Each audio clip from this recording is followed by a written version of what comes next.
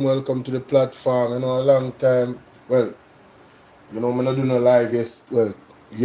Today me not do no live at all. Me only put out some videos. But you know, we are going to go budget something here with Andrew. Yeah, man, I do it, man.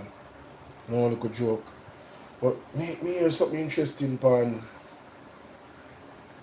calendar show. You see me 2 days ago. Very interesting.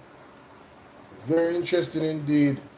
And at first, me actually I got listen to this now, so we are listen to this together. See? Yeah.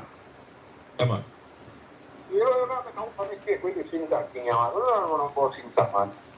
Eh?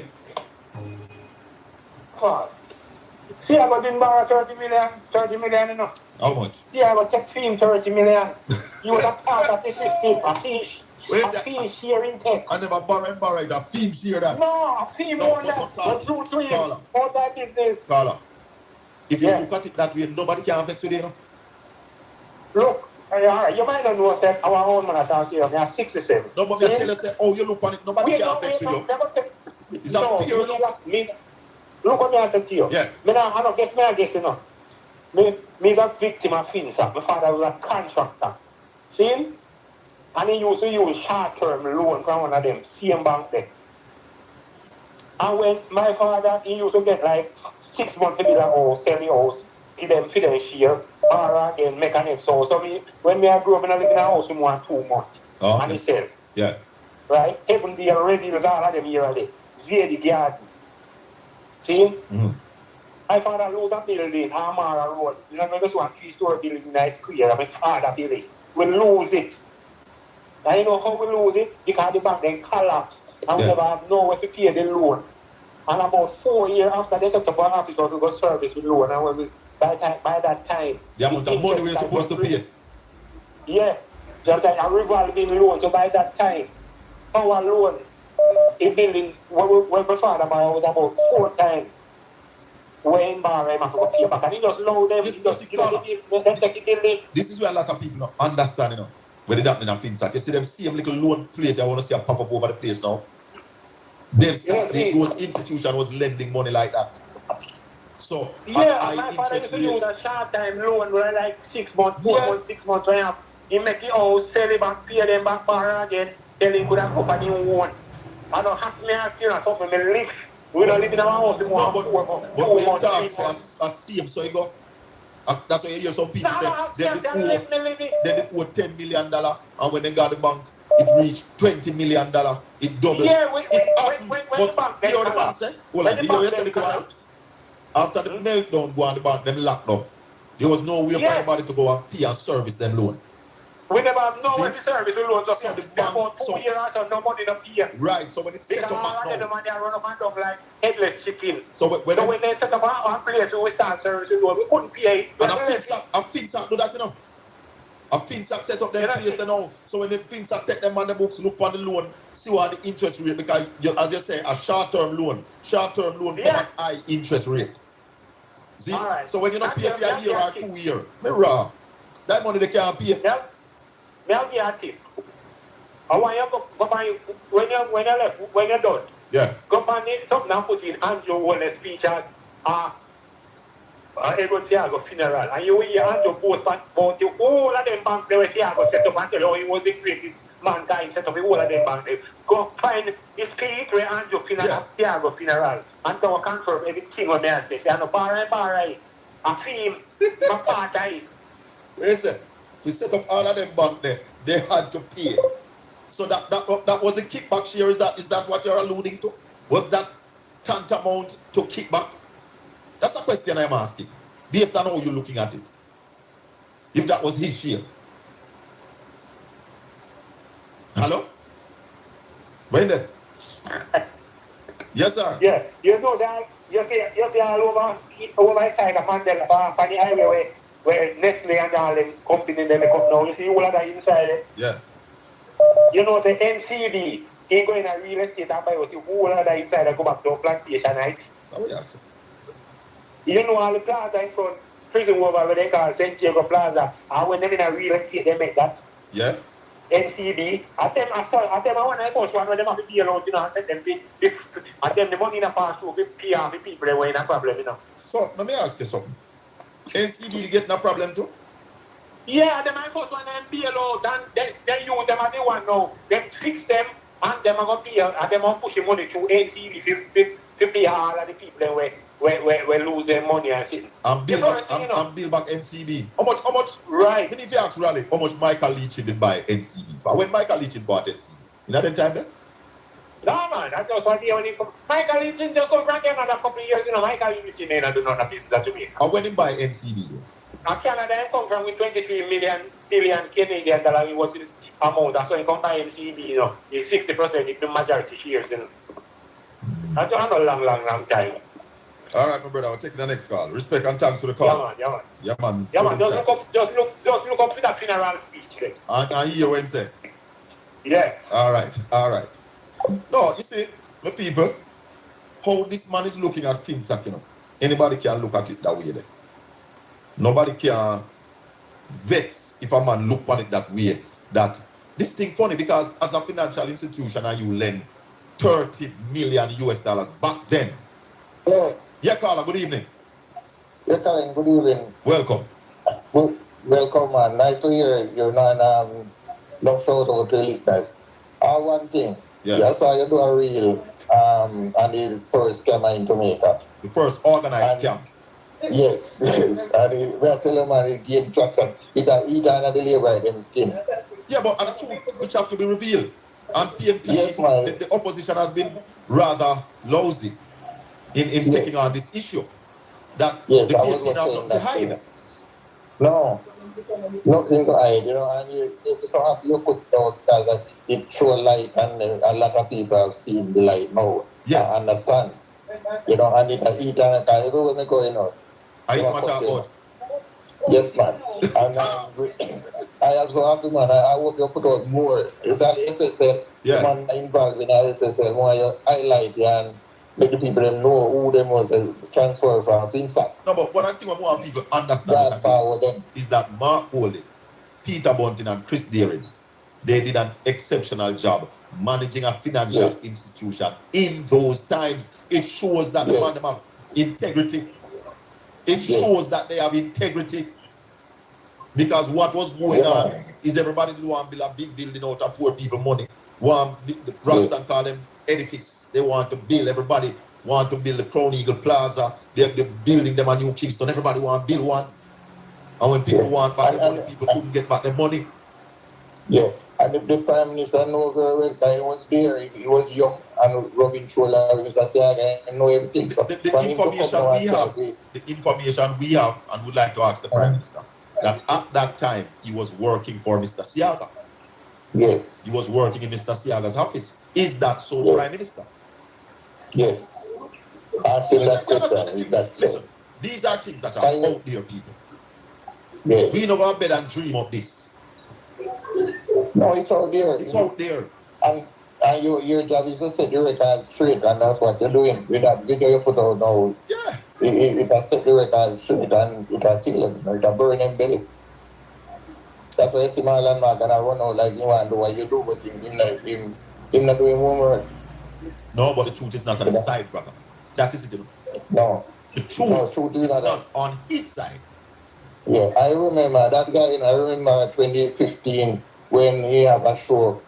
I must be 93 FM. When or Nesta Morgan Yata. Hello? Hello? Hello? Yes, Anthony. Yeah. It was Marlon Morgan and it's 93 or Nesta Morgan. I think Nesta Morgan is there for 93, man. Minister of Roads and Works. Oh, he was like the 2 days after he was on like Thursday, Friday on the show. Yeah, I know him did the on New Start 93 in the morning. Okay. Well, Marlon not nothing truthful in. He has no truth in him, you know. All right, my brother. Little more. All right. Yeah, man. Take care. Yeah, man. Dr. Stokes, I think TVJ had him on going through mortgages. But what you want to say? And for a quick reaction to the opposition leader's presentation, we're joined by development economist Dr. Chris Stokes. Dr. Stokes, thanks for joining us. Thank you very much for having me. Lots to digest, Dr. Stokes, but Mr. Bowling argues that the government's tax package is pro-cyclical and risks deepening economic decline while proposing improved tax compliance instead of new taxes. Now, from a practical standpoint, how realistic is it to generate that level of revenue from compliance reforms in the short term, especially given Jamaica's current administrative capacity? Well, that's the right question to ask. Well, how practical is it in the short term? But without doubt, there's too much being left on the table. The electronic invoicing system, for example, would help tremendously. What's going on in the port would help tremendously. But to be clear, many governments and successive governments have tried to address this problem and it persists, which is not to say that we should give up on trying, but it is to say that it exists. There's an acknowledgement that it exists. And I think what Mr. Golden is asking for is a more focused attempt or approach to addressing it. And I think that is a fair thing to call for. Will it be as predictable as raising taxes? No, it won't be. It will require more work, but I think it needs to be done in any case. And if not for this year, certainly for years going forward. And for having a credible tax system that allows people to pay whatever the taxes, you may call it a fair share of taxes, because this is not the only year that we're thinking about. We're thinking about years going forward. So to the extent that we can collect more on taxes that are already on the books, and that's the extent to which we will diminish the discussion about new taxes. And of course, there's whether it's a new tax or it's collecting what people should be paying that aren't paying, it still will have the effect of taking more money out of the economy, which in this case is a pro-cyclical. If the cyclical is a bad cyclical, it is because the economy is going down. So there's a discussion that we can have on as to the impact on economic activity from either raising taxes or collecting more taxes from those who owe it. But I think from an equity point of view and from an efficiency point of view, we definitely ought to go for collecting taxes that are properly due on the current legislation. Okay. Stepping away from taxes just for a bit, the presentation criticizes low growth, about 0.8%, and calls for more aggressive investment during the fiscal rules suspension. Is the opposition effectively arguing for a loosening of fiscal discipline? And if so, how risky is that given Jamaica's hard-won debt stability? Yeah, well, let me put the rest of it. I don't see a circumstances on that. Hold on. This is one of the problem we have, Major. I want to listen to this question where this youth asked Dr. Stokes. Remember, go back and listen to the question.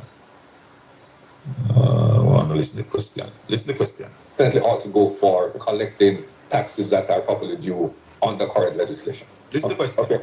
Stepping away from taxes just for a bit, the presentation criticizes low growth, about 0.8%, and calls for more aggressive investment during the fiscal rules suspension. Is the opposition effectively arguing for a loosening of fiscal discipline? And if so, how risky is that given Jamaica's hard-won debt stability? Stop. You listen to the question. In light of the suspension of the fiscal discipline, the fiscal rules, is the opposition asking for a loosening of the fiscal rules? The fiscal rules have been loosened already. And therefore, what is happening is the opposition is saying that now that you have loosened the fiscal rules, you must spend money. Carl, I just went to take Dr. Stokes' response and come to you. Well, let me put the rest of it. I don't see circumstances under which Mark Golden, the architect of the current system that we're operating under the fiscal rules, is going to be among the first to break those rules. So all right. Hold on. So, labor rights have always been saying that them implement the fiscal rules. You hear who Dr. Stokes is the architect? Come again. The opposition effectively arguing for a loosening of fiscal discipline, and if so, how risky is that given Jamaica's hard-won debt stability? Stop again.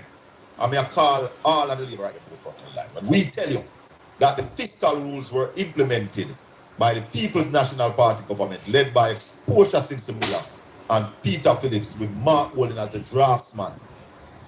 Here is Dr. Stokes telling you now that Mark Golden is the architect of the fiscal policies that Jamaica has been operating by. Marky G. Well, let me put the rest of it. I don't see a One Marky G. Hey, people, good night. You might hear echo coming in my room. You know, me there live same way. Me not go live all day today, you know. You understand? Me just, why, what am I telling you say? Me not telling you the truth. Me just feel like take a day off to the Jamaica.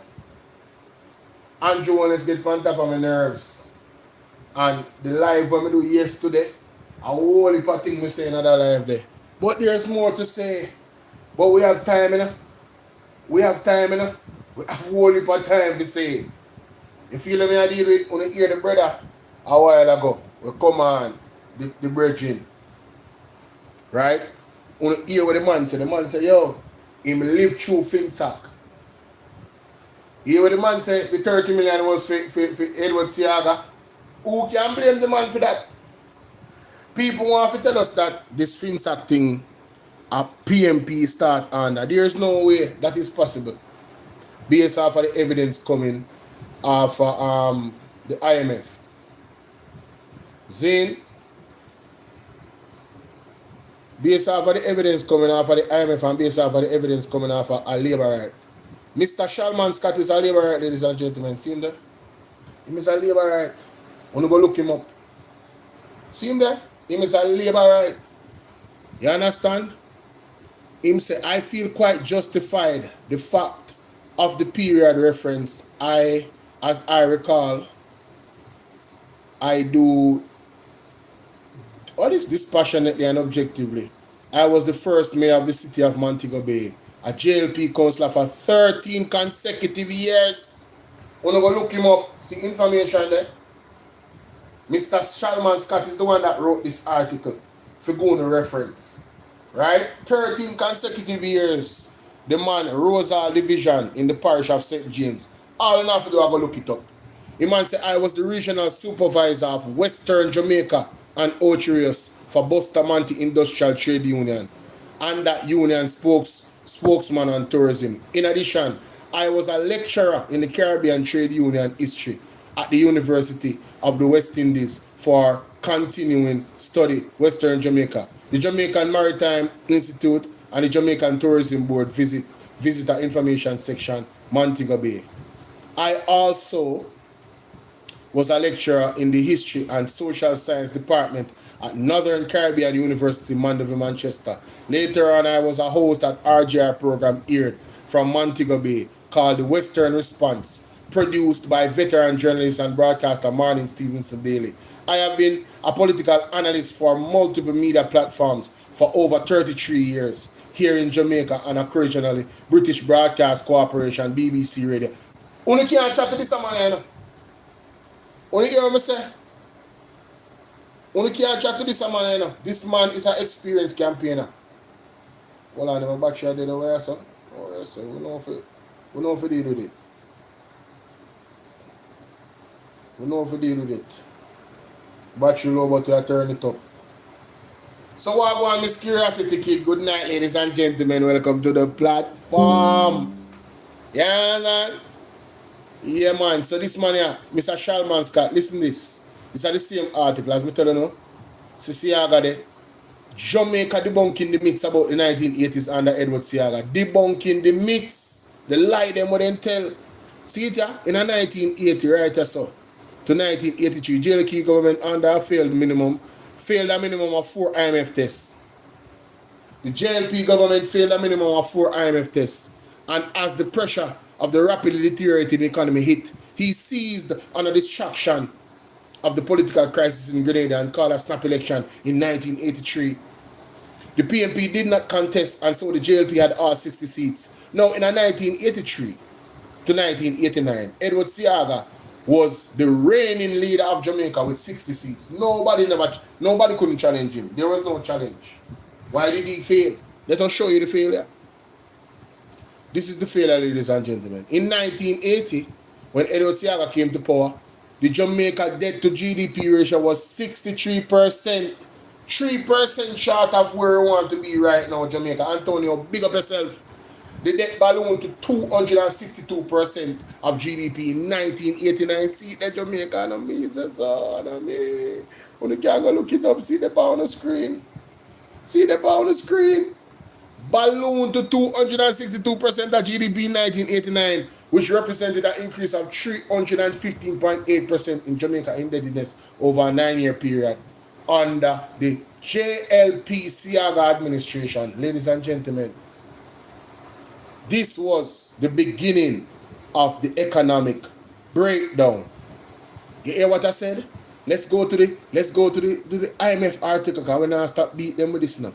This for Andrew Honest now, the son for Edward Siaga. After debt exchange in 2010 and yet another IMF supported program that went off track in 2011, the country was on the verge of an economic meltdown with no access to international capital market. This was the first time that the Jamaica government didn't have any access to the international capital markets. Jamaica once again turned to the IMF in the spring of 2013 for financial support, which its preceding weak track record, meaning before JLP under Bruce Golding and then Andrew Honest, right? The track record needed reform. Significant budget finances from international and developing partners was less forthcoming.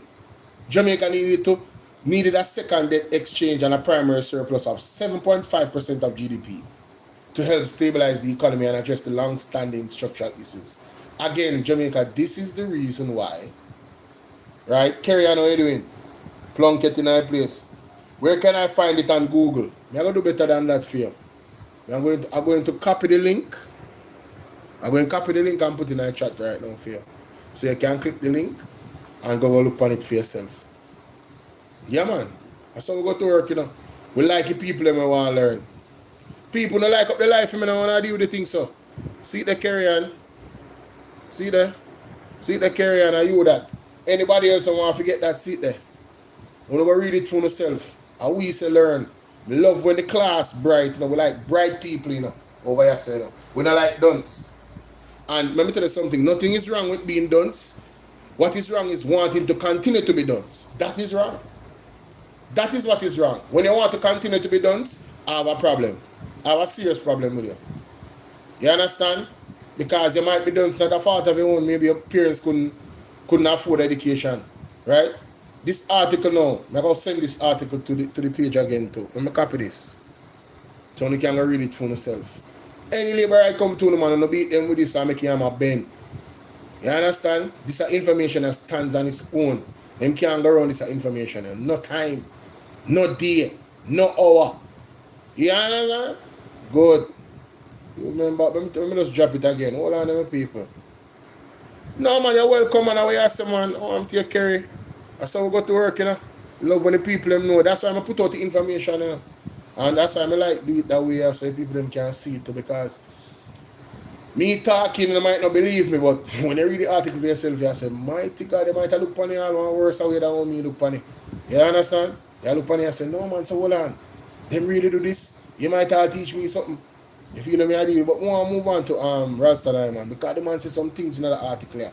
Yo, the man says some things in this where I got big context to open people in mind when I got a record. You see it? Too easily. The reason why I said that, he was able to move to a... Dan Crawford? Dan Crawford. Go on, no, I'm interested. The name sounds interesting. Who is that man? What? I think Dan Crawford is one of the ones that that's a bank, you know. Okay. All right. I think so. I could be wrong, you know.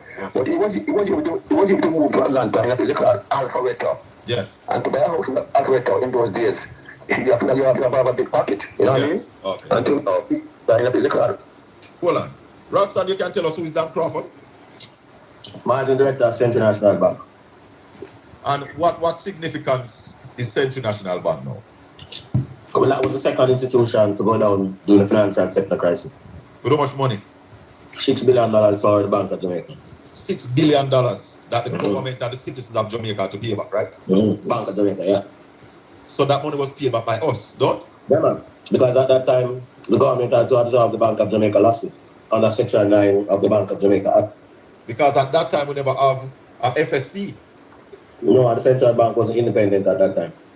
So that was government, straight. Yeah, man. Straight government have got the profits out of the losses of the BOJ at that time. Let me ask you this, Ralston.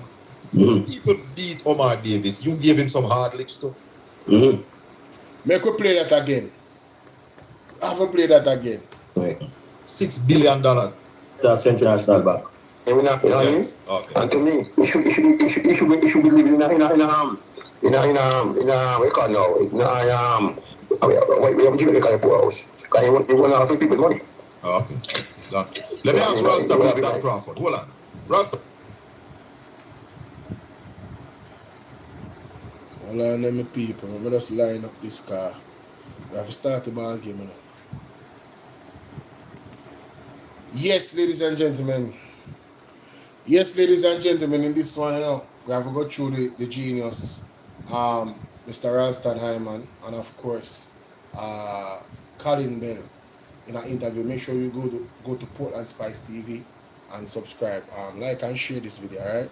Let's get to some questions and answers to give context to some of the things that has actually gone on where our economic journey is concerned here in Jamaica. Let's listen to this. Because a lot of lies was told by Andrew Onis in his budget speech. And of course, we're always in search of the truth.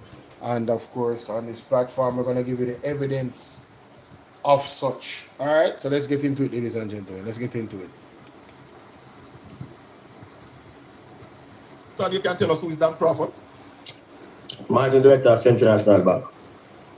And what significance is Central National Bank now? Well, that was the second institution to go down during the financial sector crisis. With how much money? $6 billion for the Bank of Jamaica. $6 billion that the government and the citizens of Jamaica had to pay back, right? Bank of Jamaica, yeah. Hi, So that Dorothy. money was paid back by us, don't? Yeah, man. Benson, big up yourself. The government had to absorb the Bank of Jamaica losses under Section 9 of the Bank of Jamaica Act. Because at that time we never have a FSC. No, the central bank wasn't independent at that time. So that was government, straight. Yeah, man. Straight government have to up. Government have to up the profits and up the losses at the BOJ at that time. Let me ask you this, Ralston. No, ladies and gentlemen. That is something that is significant that you definitely have to hold on to into context in terms of that period of time that you're talking about, right? We really have to pay attention to that because the government at that time is the one that was responsible for the Bank of Jamaica. It wasn't independent. There was no FSC. You guys can do a quick Google search to find out that that is true what Ralston Hyman is saying. And I didn't even know, that's the thing, that's what I'm sharing. I didn't even know that what he's saying because honestly, I never followed politics until recently. And I just understand how important it is for me to know what is actually going on. And I guess as the older you get, you find out more and more if you're maturing how important that is. Honestly, I wish I was following this a long time ago, independently. Nobody pushed me to do this. Not my mother, not my father, nobody. I found my way. It came to me. You understand? And if I'm going to be honest, two catalysts in my life for looking up what is actually going on in Jamaica and our politics. One, Pastor Peter Chambers. God did this. The Almighty God did this. Two, Hata for the press. She was the one that took me in arms and said, big up Bolo on our platform. Say Bolo, share your video them in my group. Big up Hata for the press anywhere she there. I queen that. Nobody to Hata for the press. You hear me say? And then along the way, everything else open up. Big up Panaja TV, Talk Your Mind. You understand? Mystic Sensation and Isabel Rose, Aromatic, everybody. Big up on yourself. But we have to understand these things when we talk about, ladies and gentlemen, to understand the context and the journey of Jamaica's economic journey. Zine, but let's continue. People beat Omar Davis. You gave him some hard licks too. But away from FINSA, Altia, Franchin, what fuck hindsight them says 2020. So you know with hindsight, what else could have been done at that time? Or what should have been done? That is something that he inherited, you know. His problem was that he kept the interest rate regime for too long, but that was something that he inherited. Yeah. He never caused it, he inherited that. That is it. Yeah, man. So he did his best to fix it. And the Yeah, country paid dearly Yeah, man. for it. Yeah, man. But how do you blame the man who... So, ladies and gentlemen, want to hear that? Let me show you exactly what he's talking about when he said he inherited it. It is important that you know what he's talking about, right? Case in study. No, that's not the one, sorry. Jamaica debunking the myths about the 1980s under Edward Seaga. This man, Mr. Shalman Scott, he is a Labourite, ladies and gentlemen. JLP councillor for 13 consecutive years for Rosal Division in the parish of St. James. Same picture there, right? So don't get it twisted, all right? Let us go here. First thing you have to remember, that is in 1983.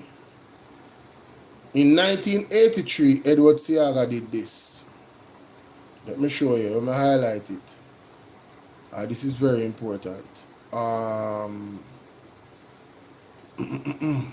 Right? Very important to know. Right here, so. In 1983, Edward Seaga failed a minimum of 4 IMF tests. Right?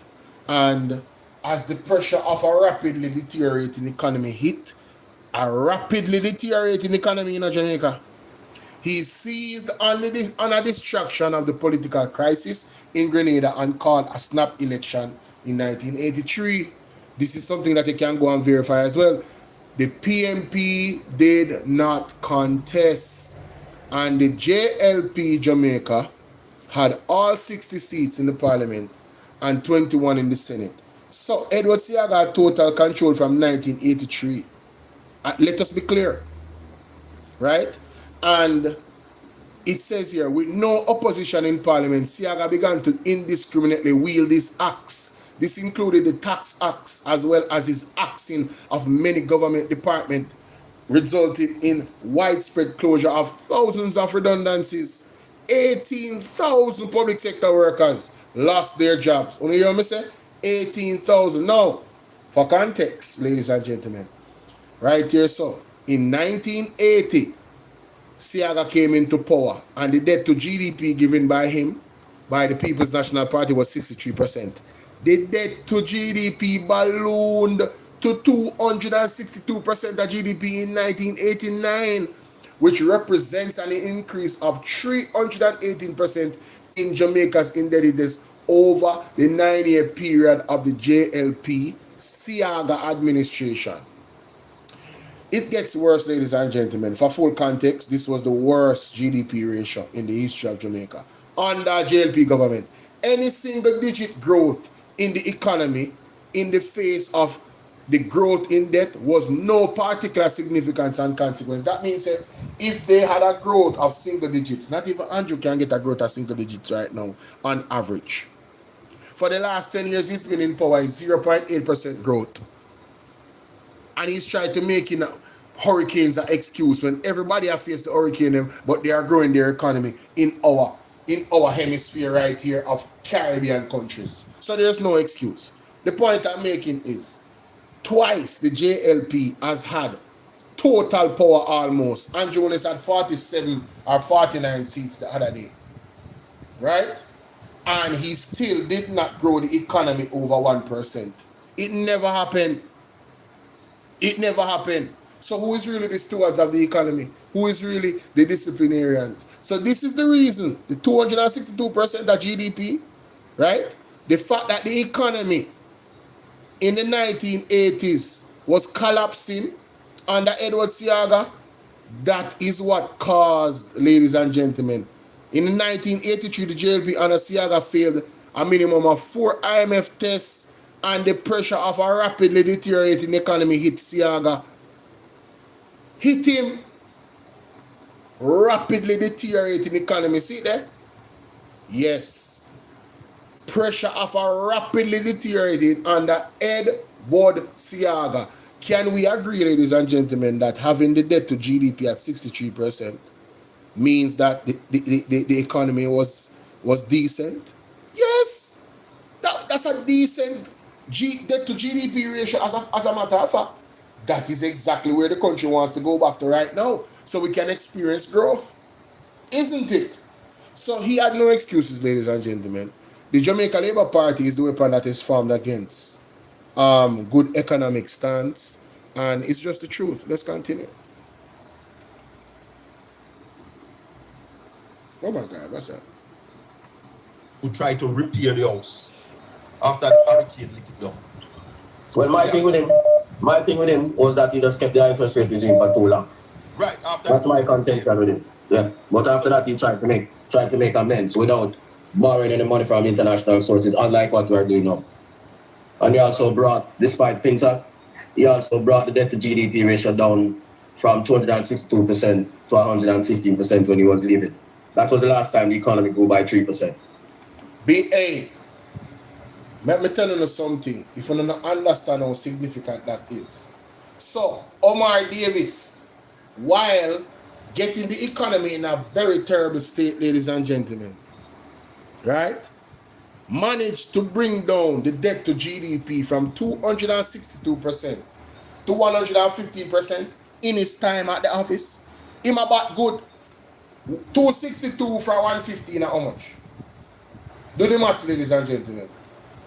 15 from 62 at how much? That's about 47. 47. Zine. So he minus 147% of the debt to GDP ratio in his time at the office. Wanna talk to me nice. Talk to me nice, but let me play that again. Make we go back. No man, them think they're significant, man. They can't go anything. Them think they're significant. Yeah. But after that, he tried to make amends without borrowing any money from international sources, unlike what we're doing now. And he also brought, despite FinSAC, he also brought the debt to GDP ratio down from 262% to 115% when he was leaving. That was the last time the economy grew by 3%. So you're telling me that Mr. Omar Davis or Peter Phillips? No, disrespecting thing, you know. Omar Davis, not true. Omar Davis. Omar Davis was the Minister of Finance. So you're telling me that this man, with the FinSAC issue, you know, FinSAC was to fix the problem that was created, you know, in a Siaga time, you know. Don't get it twisted. FinSAC was the solution. It wasn't perfect, but it was the solution. Everybody would have lose everything if they never try. Cool. So you're telling me this man grew the economy by 3%, carried down the debt to GDP from 262% to 115%, and dealt with FinSAC all at the same time, while building schools and all of that? No man. People want to do the maths. Give credit where credit is due. Let's continue. Inflation was 5%, unemployment was 9%, poverty was 9%.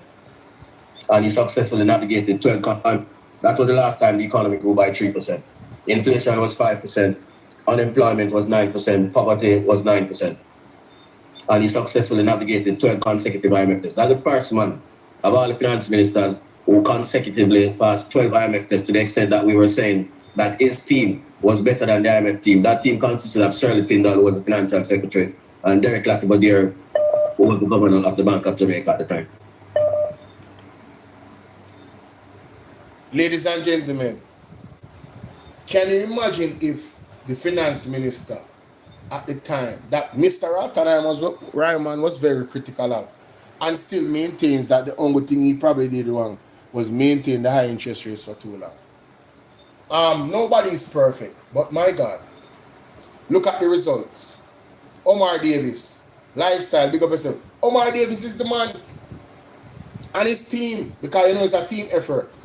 But at the head of it, ladies and gentlemen, you can imagine if Edward Seaga had given the People's National Party the baton, I'd say, I don't know, 55% debt to GDP, and was growing the economy. Can you imagine if a Omar Davis got the debt to GDP at that ratio? You know how wealthy Jamaica would be right now in terms of our living conditions as a people? Do you know how much better our infrastructure would be? Every time the JLP destroy this country, the People's National Party has built it up back. And even when they are building, I am not saying that they are perfect. They do make mistakes. But genuinely, they genuinely want the country to be better and in a better place, Jamaica. When you look at the JLP, it's like these guys really want to destroy the country. How? Because of selfishness and greed. In Siaga time, when you see the man them create banks all over the place and lend them friend millions of US dollars without, I mean, these are what you call loans. What do you call them loan? They will not have no, what do you call it? You don't have no leverage for borrow the loan. You're not like you're gonna borrow the loan against a car or your house. These are loans at high risk, unsecured loans. Thank you so much, Antonio. They were lending people unsecured loans. So when you are lending people unsecured loans, what you expect to happen to the economy? What you expect to happen with people? That can't work. That's a madness. Total madness. So this is what was happening in Siaga time. Right? That's when it started. So come on, man. Let's keep it a being. Let's continue. Somebody's saying to ask you about the government that have high interest rate caused the crash. It was about I'm saying. Go ahead. And I'm saying to you that was one of the things that I successfully contended Omar Davies about. They kept the interest rate regime for too long, but that was not the cause of the problem.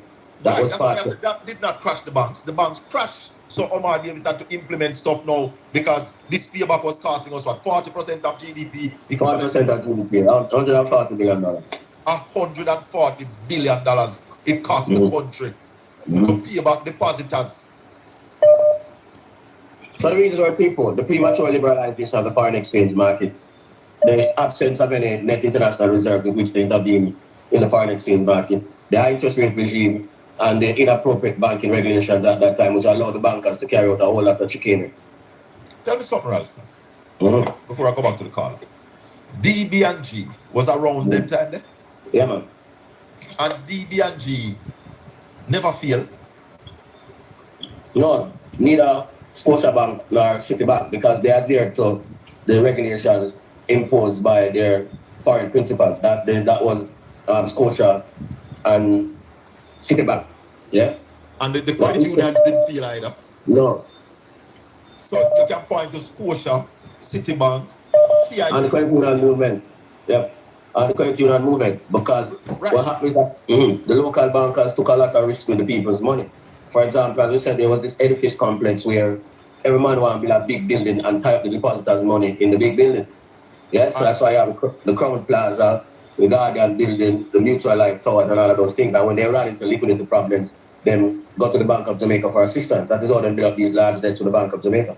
So what does that say about Mark Golding ability, Peter Bunting, and Chris Deary? What does that say about these three gentlemen? Well, I mean, as I said, they were more frugal. They were running the risk that a lot of the other members of the banking sector ran. Similarly with the people from Citibank and the people from DNS. So could we say then that their hands were steady? Yeah, man. More steady hands than the rest of the bankers. Then why wouldn't we give this money a chance to manage the affairs of this country? Why?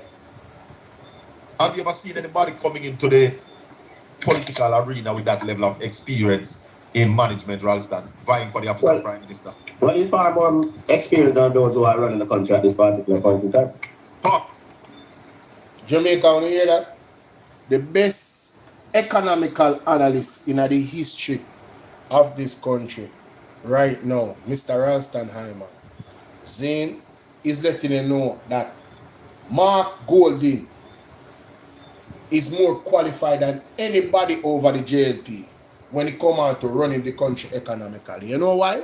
In the area of FinSac, when the FinSac thing come. His company navigated that period without needing help from the government.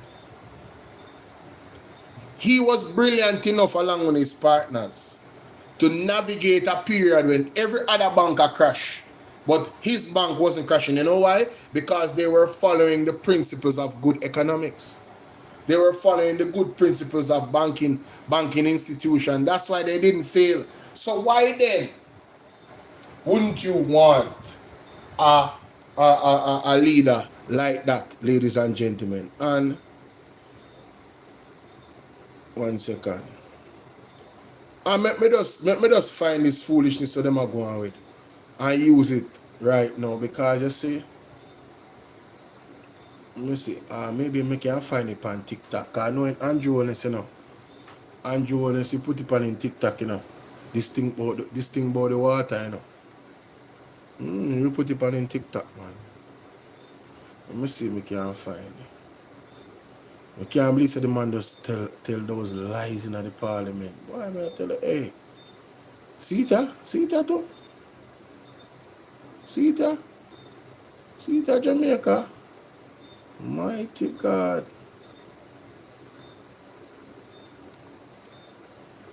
See that?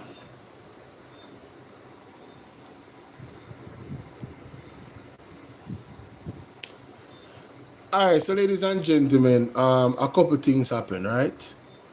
Mark Golding rightfully told us and brought to our attention, because I wasn't paying attention to it myself, if I'm being honest. He rightfully told us that water is more expensive in Jamaica than fuel. Andrew Wallace decided to come to Parliament, ladies and gentlemen, and make a mockery of himself and his administration right here by, you know, trying to convince us that Mark Golding is not a good steward economically. This was a mistake. But when you are a desperate man, what you won't do, ladies and gentlemen. Let's listen to the liar. Me, I call him a liar. Him a liar. Let's listen to the liar, Jamaica. Let's go. Please permit me if I have a sip of water.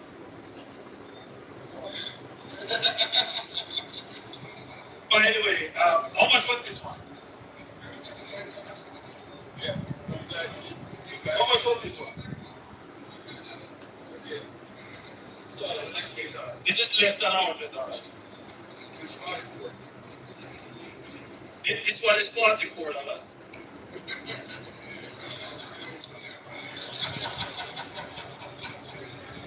Very nice, very nice. But I have another present for you.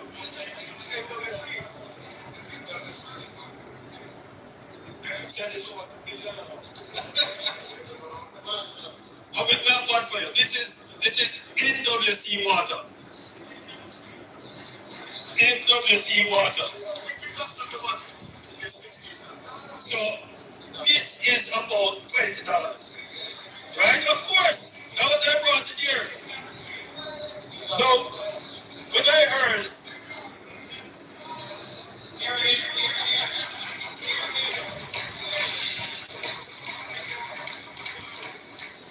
So when I heard the protestations of the leader of the opposition that water costs more than gas.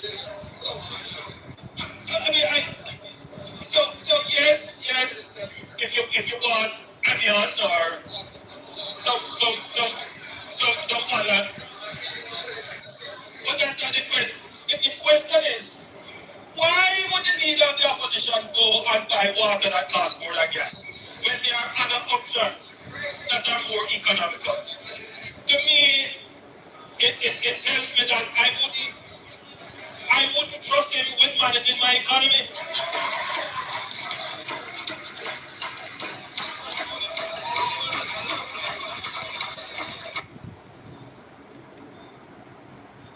Come off from my screen, man. Now, ladies and gentlemen, this is real life. This is not gimmicks. And if the labor them out there was honest about things, you know that a bottle of water in Jamaica is $100 on the road. And if we should go back to what Mark Golding had said in the parliament, context matters. First of all, one of the things then that Andrew Willis did was try, at the last part, try to say, why is it that Mark Golding would go to buy a bottle of water for $100 when he can't get it for this? Mark Golding was not speaking about a personal experience. Mark Golding was speaking about the experience of people that can afford to buy one bottle of water. Nobody is selling one bottle of water for $20. NWC water is not being sold. Andrew to lie. Nobody is selling one bottle of water for $40. That is a lie. Nobody is selling water for $80. That is also a lie. There is nowhere in Jamaica you can go. One regular shop outside of a supermarket, right? Just a regular shop where most people are going to purchase them things anyway. If you're going to leave from your home to go to the supermarket, you have to pay a bus fare. You understand? So if you want access to water, the easiest way to access the water is the shop closest to you. It is going to cost you $100 or more for your bottle of water. I mean, I ask that. Everybody knows that is the truth. Right? And then Mark Golding, which having money, he might go buy things them in a bulk, obviously. But Mark Golding was speaking on behalf of the persons that are not rich. So Andrew Wallace is totally disrespectful to the people them actual plight and try to make light and joke of the whole situation. But as I said, let's go to Mark Golding, what he said. Let's go to what Mr. Golding said. Mark J. Golding. Maybe I need to go to his YouTube, you know. Let me see if he have it here. So hopefully he does. Because I'm already on TikTok. So hopefully he does.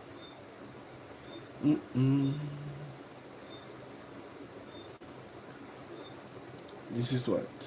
Classic bro God move.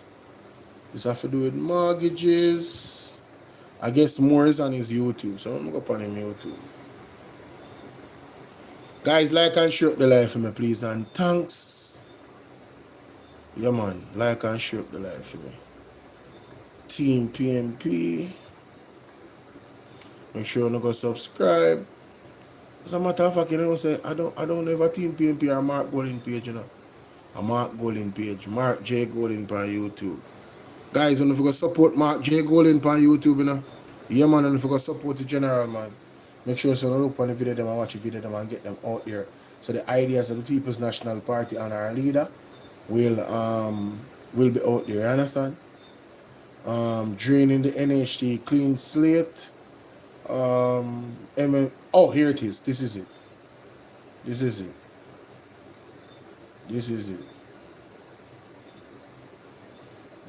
Right here, sir.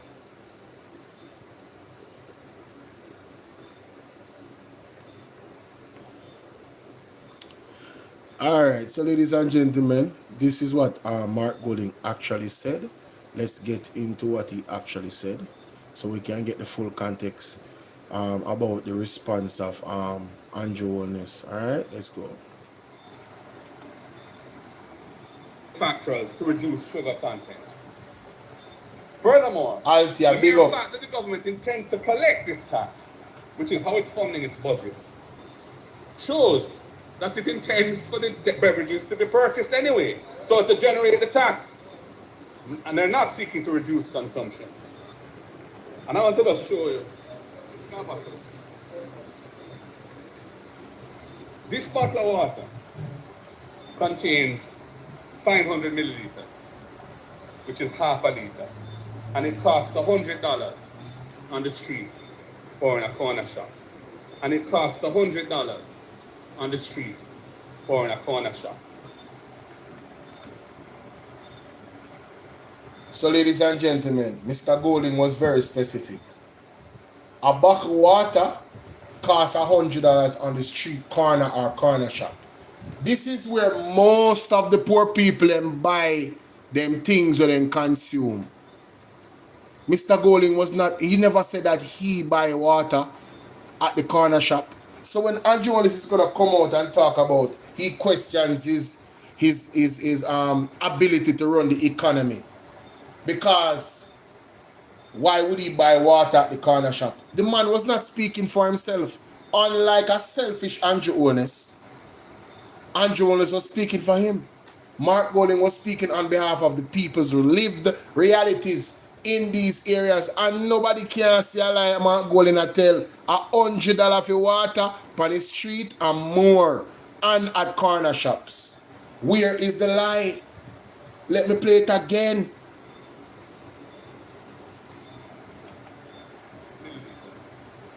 Which is half a liter, and it costs $100 on the street for in a corner of water. Make 1 liter and cost $200. A liter of gas at the pump is $185. Water costs more than gas in Jamaica.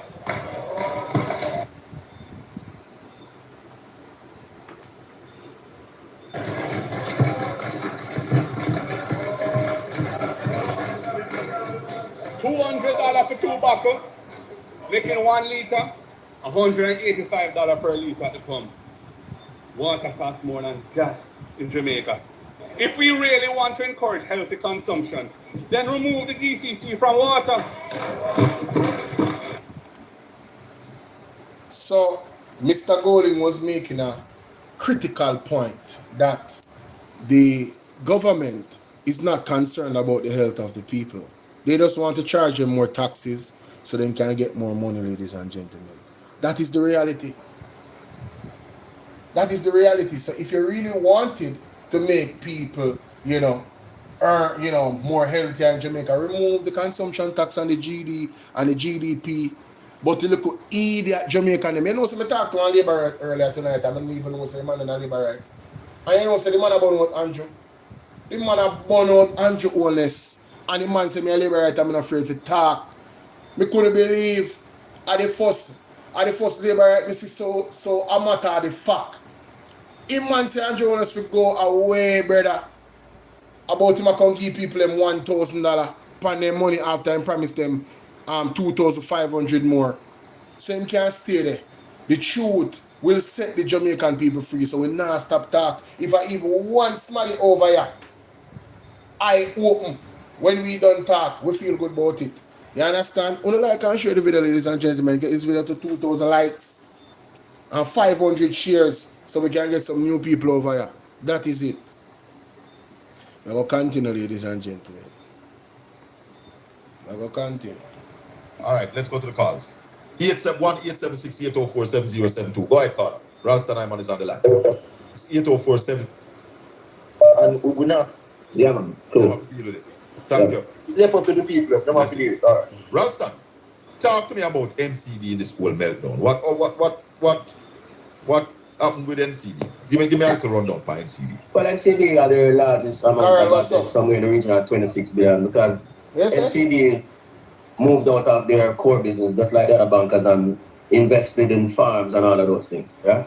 So that proved to be a problem. They moved out of core business and invested in agriculture and those things. So they play a major role. And they got bought out or something like that. The government took it over one at a time? Yeah, man, government had to take it over and take off the bad debt stuff for them. So at one point, government was running NCB? Yeah, man. When did Michael Leachin get it to buy? 2004, I think. What kind of money you pay for it? Well, the thing came out, I think it's about $4 billion that they paid for it. So they borrowed some money, paid down, to pay for it in installments. So the profits were also used to help to pay fee. They never pay fee cash. What? They can pay for it in 4 installments. Yeah, because nobody else wanted it to buy. Nobody in Jamaica, wanted any of those assets to buy, because the man them who did have money to buy them are the same man them who bankrupted them. Hold on. So you say a $4 billion NCB sell fine. I went 2000 when? About 2004. 2004. Then, no peanuts that rally to buy a bank? Yeah, but never worked on. They have 26 billion with a bad debt in our work. So, when Andrew Holness said people buy stuff in a FinSac and Mark Golding them make money, how was this money made? Because my understanding is that in any crisis, somebody will make some money. Of course, just like in the global, everything are cheap political points. Just like in the global financial crisis, the assets are distressed and have no money to buy them. So the people who come with the closest offer, you take the money. Simple. Nobody in Jamaica never have the money for buy now. Because of the same people in Jamaica who have money bankrupted institutions. So they rob the money and run off. So when I term it as the Jamaica, when you hear that? The people who have the money was the one that bankrupted the institution. So nobody in Jamaica never have no money for buy them. They couldn't sell it back to one of them where have the debt. They couldn't buy it back. Yo, I tell you, man. I well want the FinTech report release now. I say, Father God, make the PNP win. Get rid of them people here. So the PNP can come in. Yeah. first organized scam. Make sense? Well, I want to say organized, but I would say that disorganized scam. But it was a scam, but these men, all of them was doing the same thing rally. Yeah, man. And have the same kind of...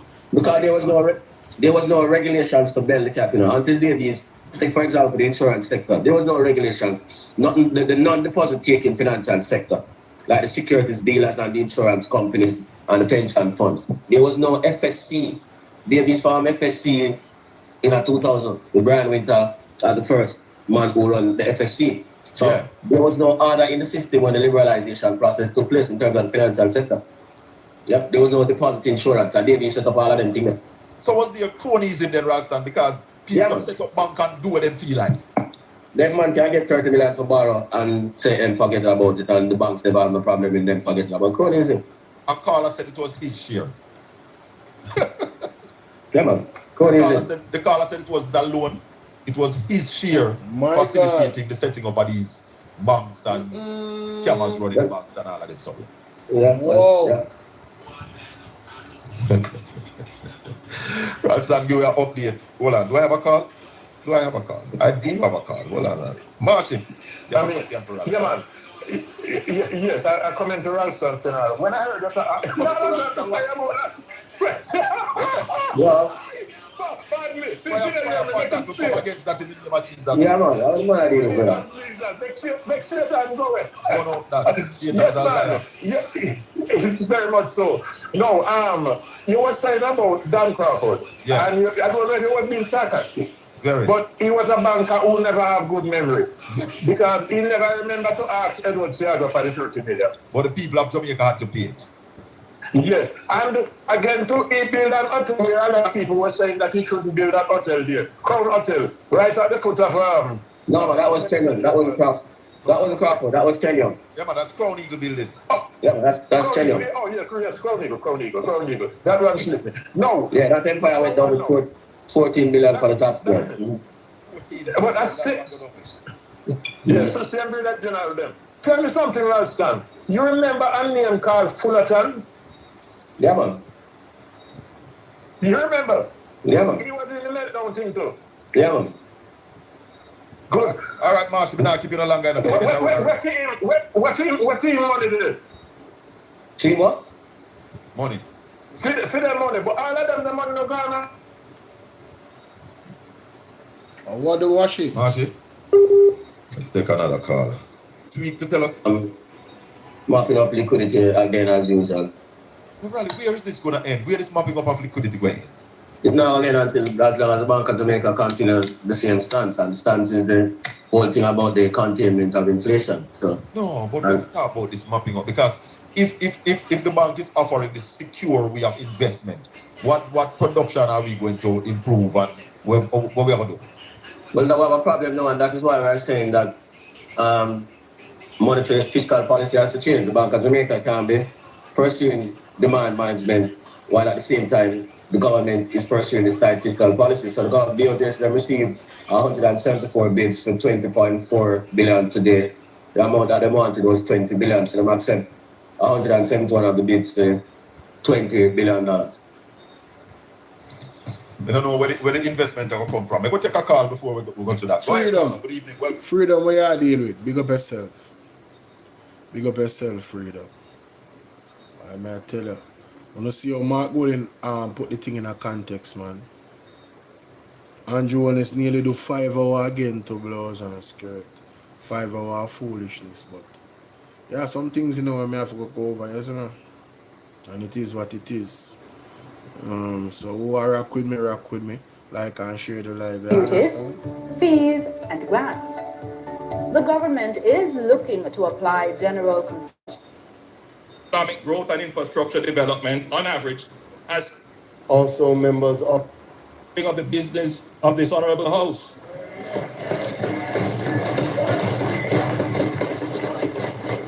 You well know the impact of public service on families. And I want to thank my family for bearing the weight of public life with me and supporting my endeavors. To the people of West Central St. Andrew, my extended family for 29 years, you continue to trust in me. And that is the reason why I keep serving. Hey, nobody not trust in you, Andrew, for your constituency. You can't wait for Paul Buchanan case come up. You can't stay the board and trust in you. Go on. On which work will commence. In a few weeks, we will complete and hand over 2 retaining walls that pose a health and safety hazard to the residents. I'm certain member from Western St. Andrew will also be pleased because it is a border area and we both share the challenge. I want to especially acknowledge and thank the dedicated teams at the ministries that I lead. About security. We have recently delineated the Ministry of Defense with its own administrative standing, which is anchored by the permanent secretary in the OPM over 4 ministries. Madam Speaker, the leader of the opposition only talks.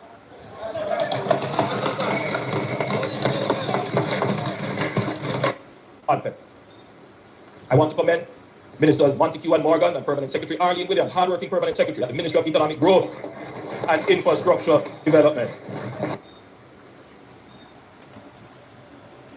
All right, so ladies and gentlemen, welcome to the platform. This is BOLO V&R. There's a few. Hold on there. Come on. So, ladies and gentlemen, welcome to the program. This is BOLO V&R. There's a few things that Andrew said here that I'm going to address, and of course, I can't waste any time. So all I need you guys to do is to like and share the video because he told a lot of lies and his arguments were very weak. We didn't hear much of how he plans to alleviate the stress of the people of Jamaica in terms of these taxes. All we heard is that, yeah man, this is the only way we can do it. There's no other way.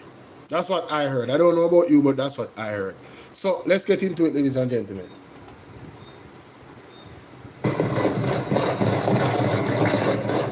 Madam Speaker, I stand here as Prime Minister, and most people would understand my job to be directing and coordinating all of government through cabinet ministers. However, I also want to point out that I stand here as a Minister of Government as well, with direct oversight of several substantial portfolio responsibilities. I don't only direct, convene, and preside, I also do the heavy lifting of ministerial work as well. Over 4 ministries.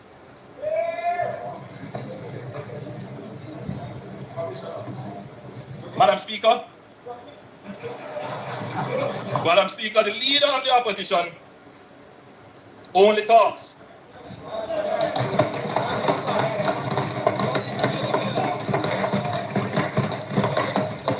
I do the job of Prime Minister, and I head 4 other ministries. The leader of the opposition only talks. Many times nonsense.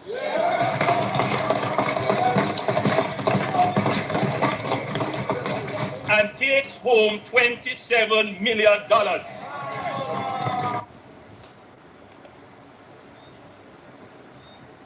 Let me make him finish. Hold on, let me make him finish. In the last term, the leader of the opposition earned more than the Prime Minister. The opposition spokesman on finance stood in this house and said the opposition has no problem with the increase in MP salaries.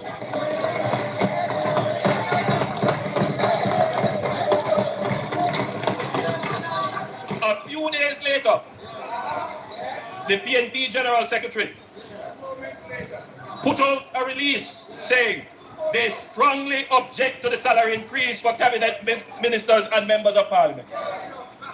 Yet, Madam Speaker, none of them, with their self-righteous objection, declined to take their salary increase. None of them. So, a couple things, ladies and gentlemen. Let me just get the evidence and come back. Yeah, man, because you see, this dude right here is such a liar, bro. It's ridiculous. Alright? This dude is such a liar, it's ridiculous. As a matter of fact, you know what I need to go to? I need to go to the conversation on PDTV earlier. That's what I need to go to. That conversation.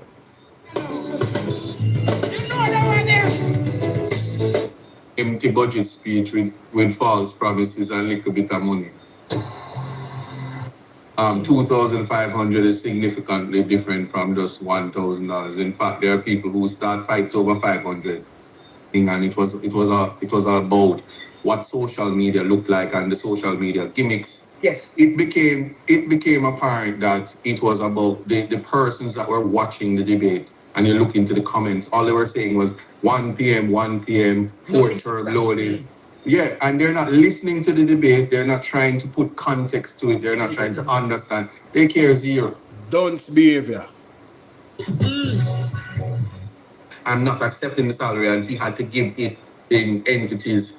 Guys, I have to get a new song over here, you know. You want to hear it, my brother? Is that gospel song? Yes, my brother.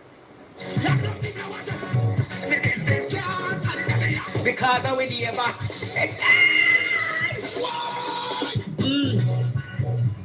Yo, Andrea broke out Noel, you know. Watch Noel.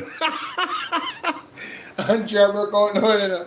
No, Andrea broke out Noel. So make we go to the context, boss.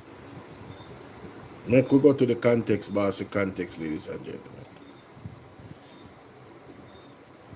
Yes, my people, so let us go to the context, boss, where the salary thing is concerned, and let us remind the people of the reality.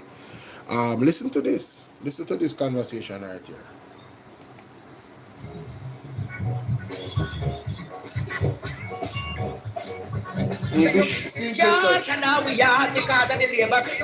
Anyways, we get some new song in the studio. We're nice up the show, keep the show. You remember a few years ago when Blue, we have to get back to those glory days, you know. And it would be right. And anyways, so we're at the reality now that Actually, you're still my favorite. You're still one of my favorite PMP politicians, by the way. Yeah, but here's the thing. Here's the thing. It's all right. Noel, you are a seasoned journalist. Mm-hmm. Yeah, and I'm well equipped with the English language to know when somebody is being condescending. Yeah. Let me say this. I will accept the insults, but I can tell you, not everybody, it's people who lack capacity that use gimmicks as a means to deceive the people. The Jamaican people, I don't know about other places in the world, but the Jamaican people aren't just mindless, living, breathing entities that's stuck in politics. If that were the case, then the voting population wouldn't be 33% and lower from time to time. True. Happy to say that the statistics would have shown that it is a higher voting compared to the national voting that took place in Portland Eastern, and that's significant for me. But to say that we are to be training Jamaicans to listen and to make informed decisions about the future of the generations that follow. It's not just in the now. I can't understand when somebody says, oh, we are excited about development, brick and mortar, and exclusion of the people, and say that is gimmicks and promises, and politicians all do that. That cannot be what should be accepted. The political class of Jamaica has morphed and evolved into a completely different creature. Mm-hmm. And I saw even the response where you talk about paint with a broad brush. I was not in parliament when politicians were accepting salaries. And his information minister at the time, whom he had to fire and hire new information people as a part of the PR machinery, came out and said that when people were saying that they wanted to retract their salaries, including when Mark Jefferson Golden says, I'm not accepting the salary, and he had to give his two particular charities, said that based on the post, you had to accept it. That is how the government works. And the prime minister, because he's the man in charge, says he's not going to accept his as an election gimmick. But him have 5 ministries and him working. So he can get minister salary. I'm not saying all of that. Leave the speaker of the house, husband, alone. You're a best friend.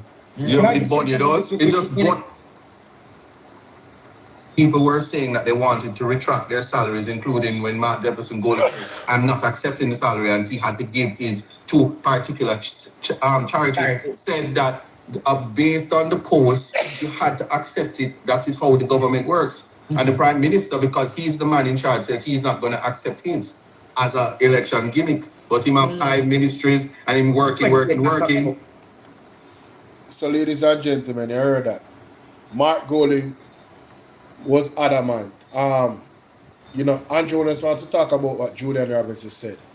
The JLP do what they always do, which is they give you these information half-heartedly, and the fine details, the devil in the details in regards to the increase for the salary. The PMP was very firm about their position on that. You have to fix the people first, because the PMP is about the people. The JLP government was, listen, we don't care about the people, we want our money. So the nurse them can go to hell, the teachers them can go to hell. The People's National Party was defending those people. Fix them, make sure so them get for them partner draw, because it don't look good for not take this money. Andrew Honest, as Mr. Isaac Buchanan perfectly said a while ago, used a gimmick that he would not take his salary increase. Mr. Nestor Morgan came out, and we have those audios, you know, it's just that I have to dig them up, and I'm not going to dig it up right now for the sake of time, because I'm live and I'm recording this particular video to post it, right? Mr. Morgan at the time let it be known that, listen, it doesn't work like how them talking about, you can't give back the money, you know. But Mark Golding said, no, I am going to send 80% of my funds to charity. So when I'm getting money in, can do that. Andrew Wallace did not do that. Andrew Wallace lied to us, right? And deceived the people using a political gimmick to say, oh, you know, I'm not going to take the money. Then lo and behold, recently, coming to tell us now that him have 5 ministries and him do all of this, so him deserve him salary increase. Nobody told you to go and take up 5 ministries. If you were running those 5 ministries and the government was running well, and the capital budget was being spent like how it's supposed to improve infrastructure, and things was running good under the office of the Prime Minister, we could understand, but there's still billions of dollars unaccounted for under your ministries.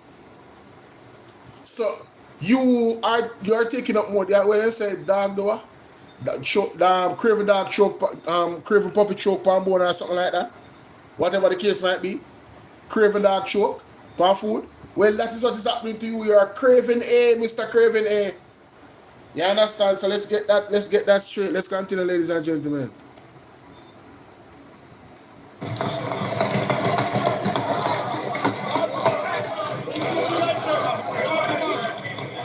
Parliament to find out the amount of the retroactive pay. First ones calling the Parliament to find out the amount of the retroactive pay.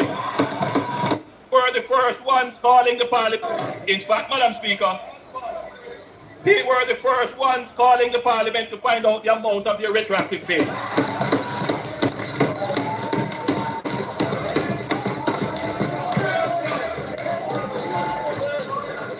I'll share this with you, Madam Speaker. A member at that site has to be named.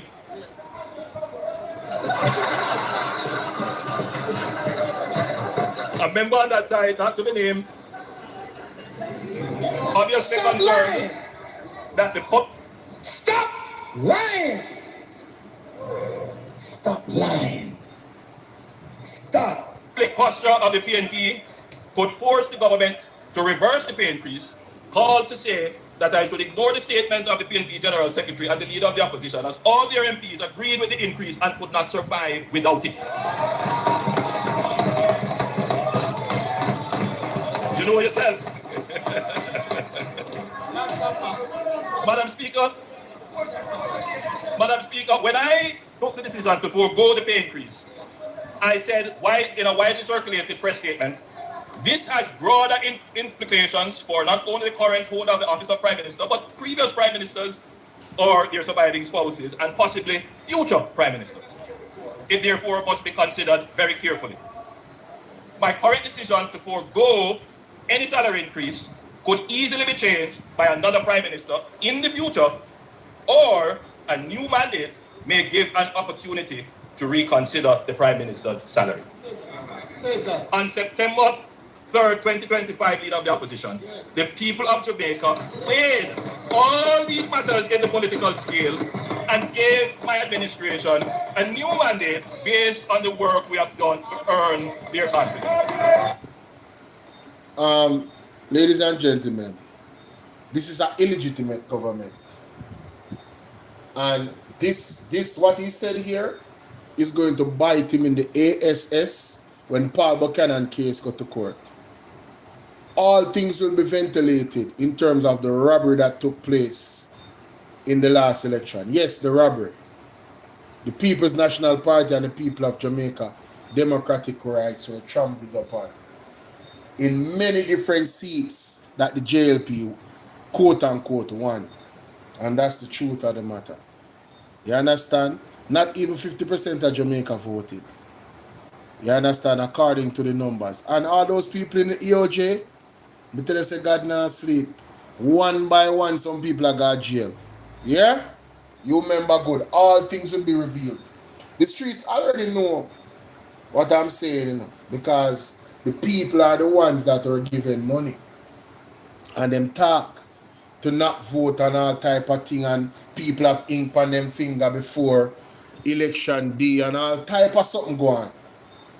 A lot of skullduggery and corruption happened in that election. You understand? The police force as well impeded. There's a lot of violations that, you know, Mr. Will Rattigan has ventilated on his platform multiple times and showed the evidence of things that made that election should go over. But again, you know, God is not sleeping. Let's continue, ladies and gentlemen.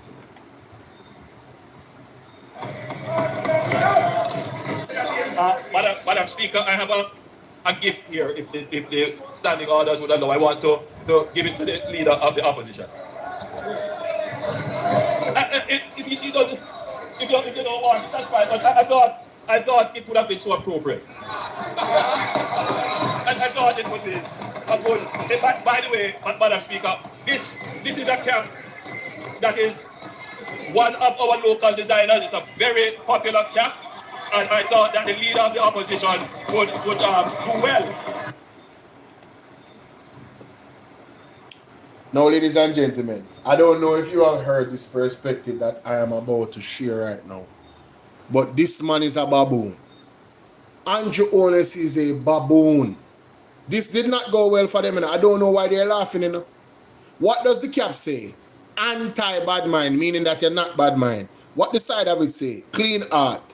That is a cap that Andrew Holness cannot wear, because he don't have a clean heart and in bad mind. So Mark Golden would be fit to wear that cap with honor, because he's not a bad mind person and him have a clean heart. So I don't know what they thought they were doing. Them a real clown, you know. Them a real clown. I don't know if anybody else looked through this and saw, what? Bro, you just embarrass yourself. Like, what? I mean, what? What are we doing? What are we doing? What are we actually doing? What? Yo, that is crazy, bro. That is crazy. Embarrassing. We need some milk. That is crazy. So, ladies and gentlemen, Andrew Holness and his government. I don't know who came up with this idea, But I would tell Mr. Golding to never accept a gift from Andrew. His hands are unclean spiritually. So don't accept no gift from him. That's the first thing. Secondly, you would wear this cap with honor because you're not bad mind. You would be promoting anti-bad mind behavior. That is against bad mind. Anti means not. Anything where anti is in front of in terms of a word. You see, this is what I'm talking about. We have a dunce leader. We have a dunce leader and people that follow him that dunce. You know, Andrew, when I said dunce, I'm going to say it. It's official, he's dunce. How could they make this colossal mistake? What has Daryl Vaz been calling the government, the People's National Party and Mark Golding? Bad mind. So why would you give him a cap that says anti-bad mind? That would mean that he's not bad mind. You dummy. Oh my God, this is embarrassing. Oh my God. Lord have mercy. He needs some milk. Embarrassing. He needs some milk. No, man. This is bad, Jamaica. This is bad. Wow. Wow. Wow. I don't, you know. Yeah, so sadly, this man has egg on his face. I want you guys to remember this moment. Look at the clown. Giving Mark Golding an anti-bad mind cap, which means he's not bad mind, and with a clean hands and pure heart at the side. I mean, how did they make this mistake? Look at it, see it there? Clean heart. That is Mark Golding. A man of clean heart that is not bad mind, that is anti-bad mind. How slow can you be, you big dummy? You big dummy, coming to the parliament with gimmicks instead of real solutions, right? To not suffer the people of Jamaica. Unbelievable. Jamaica no laugh off him. I don't like I share this business, make it viral. Tell them say BOLO say I want dummy. Anti-bad mind is when you're not bad mind. And if you never hear it nowhere else, you hear it here first. Tell them say BOLO says so. Big old idiot. Mighty God. No, man. This is so sad. Oh, my God. This is... No. Oh. Oh. Oh. No, man. Embarrassing, brother. What can go so?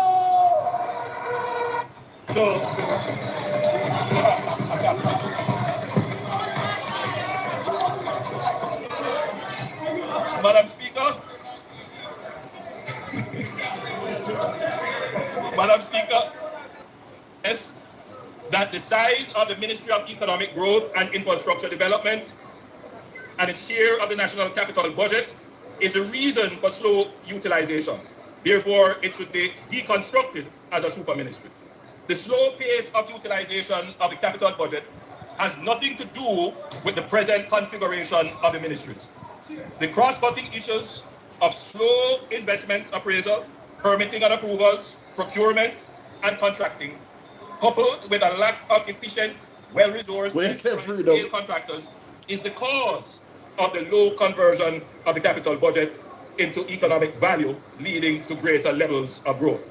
In other words, we are an overly bureaucratic country with supply-side weaknesses which constrain our growth horizon.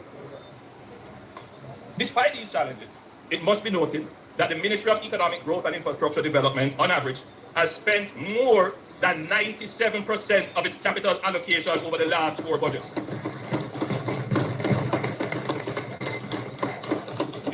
Now, ladies and gentlemen, I don't believe Andrew where this is concerned, personally. And I'm going to ask the People's National Party to really come and debunk this foolishness that he's talking about 98%.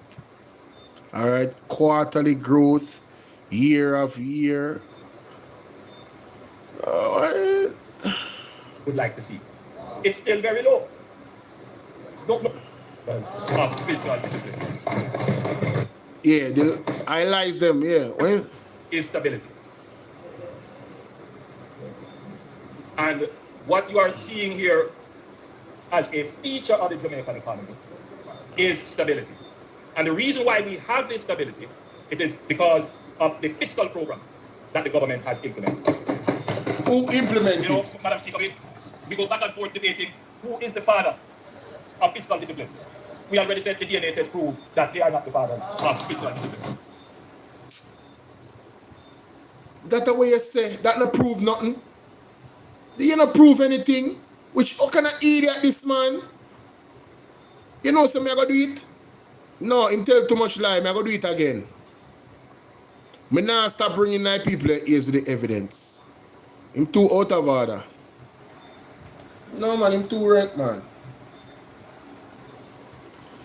Ladies and gentlemen, how are you doing? It's your brother BOLO V&R. We're in this space again. Let's just listen to this liar about fiscal discipline. And we're going to show you the evidence. Because the more him lie, we're going to continue to tell the truth and repeat it. Let's go. It is because of the fiscal program that the government has implemented. You know, Madam Speaker, we go back and forth debating who is the father of fiscal discipline.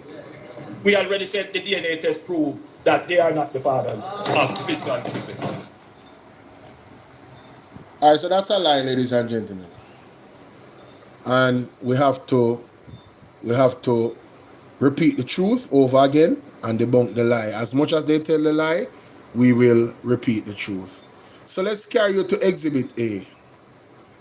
And we don't have to go back to Edward Seaga. We really don't have to go back to Edward Seaga. We could in 1980, right? He got the debt to GDP at 63%, and that was from the PMP and ballooned it to 262. Jamaica has been trying to recover from this particular debacle in 1989 ever since. All right? Jamaica has been recovering from that particular situation. However, let us go to the IMF. This is the IMF website, as you can see, International Monetary Fund. This is the Jamaica lending case study from the IMF. If I recall, Mr. Bruce Golding was the Prime Minister in 2010. And Jonas was a member of that cabinet. After a debt exchange in 2010, Jamaica, and yet another IMF-supported program that went off track in 2011, this was Andrew Honest and Mr. Bruce Golding government. The country was on the verge of economic meltdown with no access to international capital market. Where is the fiscal prudence? What does fiscal prudence actually mean? What does that mean? What does prudence mean? Because sometimes, we really have to look at words and meaning. I mean, probably persons don't understand what it means, so let us go there. So prudence, what does prudence mean, ladies and gentlemen? Prudent mean quality of being prudent, cautiousness. We need to exercise prudence. What does prudent mean? Acting and showing care or thought for the future. Acting or showing care or thought for the future. Well, do you think that the Jamaica Labour Party was fiscally prudent in 2011 when the country was on the verge of economic meltdown with no access to the international capital market? Do you think it's fiscally prudent, acting in the benefit of the Jamaican people and the future of the Jamaican people? Do you think that was fiscally prudent, ladies and gentlemen? That IMF program went off track and we didn't have access to the capital market? What does that mean to not have access to the capital market? Do you guys remember when the government, right, of Jamaica, yes, it says here, Jamaica was once again turned to the IMF in the spring of 2023 for financial support. With its preceding weak track record, that means the government before, the JLP, had a weak track record. Significant budget financing from international and developing partners was less forthcoming. Jamaica needed a second debt exchange of a primary surplus of 7.5% of GDP to help stabilize the economy and address long-standing surplus issues. The public said enough was enough. The Economic Program Oversight Committee was formed. This was 2013, so that stakeholders from the private sector, unions, government, and academia, and the media could come together to hold the government accountable for its reform commitment and fiscal discipline under the reform program. Ladies and gentlemen, you hear what they said? The enough was enough in 2013. So this government, Andrew government, was not fiscally prudent. I will go further, ladies and gentlemen.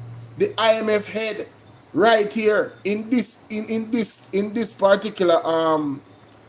particular visit in as you can see 2014, that was a year after Mama P and their government started the program of fiscal discipline. Yes, right, let me just take that off the screen because something going on from the other day right here. So listen to what Miss Lagarde has to say.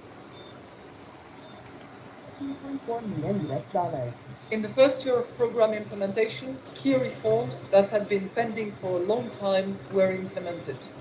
In particular, the tax incentive legislation approved by Parliament in December 2013. Did you guys hear that? In the first year of fiscal reform program implementation. So there is no argument, ladies and gentlemen. This is Christine Lagarde, Managing Director of the IMF. Let's go back 2014 what this was said. Let's not again. $14.4 million. In the first year of program implementation, key reforms that had been pending for a long time were implemented. So, key reforms that were pending. That means that they never started. Pending. What does pending mean? Because we have to do this with people that are going to like say, them no want to understand. What does pending mean? Pending means to describe something awaiting conclusion, confirmation, or in real estate, an acceptable offer. It often means a situation is or is about to happen soon, such as pending lawsuit, pending transaction, right? Let me put it in simpler terms. The man proposed to you, but you're not married yet. So you're in the pending stages of being his wife. It never happened until it happened. That's what pending means. All right, my people? So, Andrew Wallace cannot claim fiscal discipline because, one, his government never exercised it. They never implemented it. They never put it into practice. That is why in 2011, the country was on the verge of economic meltdown according to the IMF. Not my word. All right? And according to the same IMF, the public said enough is enough in 2013. And the Economic Program Oversight Committee was formed so that stakeholders from the private sector union, government, academia, private sector, unions, government, academia, and the media could come together to hold the government accountable for its reform commitment. So there was a commitment on fiscal discipline under the reform. A commitment was made, but there was no practice of the commitment, ladies and gentlemen. Much like how Andrew Ones come and tell us, yes, I am going to do this, and they never do it. Let me give you an example of that. Let me go to that something. Because I'm thinking me around put him over here, sir. What's the matter, blouse and skirt? Him too what other? Me show no what I go on. Make me show no what I go on Jamaica. Zane, work with me. Anybody we are watching right now when I get exclusive. Me don't mind few people there. Big up a few people there. Which there was more obviously. Because there's a lot of people that follow the platform. But people are asleep, people are go to all them something and we give thanks to who is here. Not true?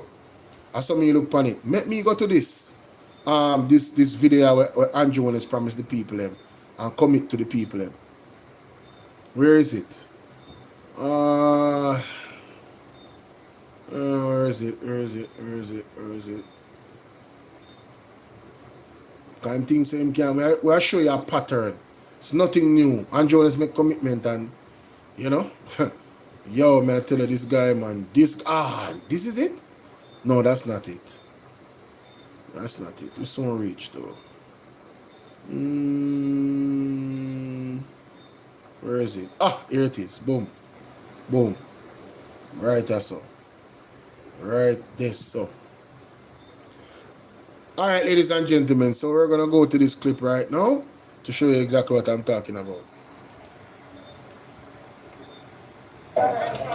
One of the things that I know affecting whole heap of people in Jamaica is the high electricity bill. When the PNP come into power, them say them going to bring down electricity costs. What has happened to it?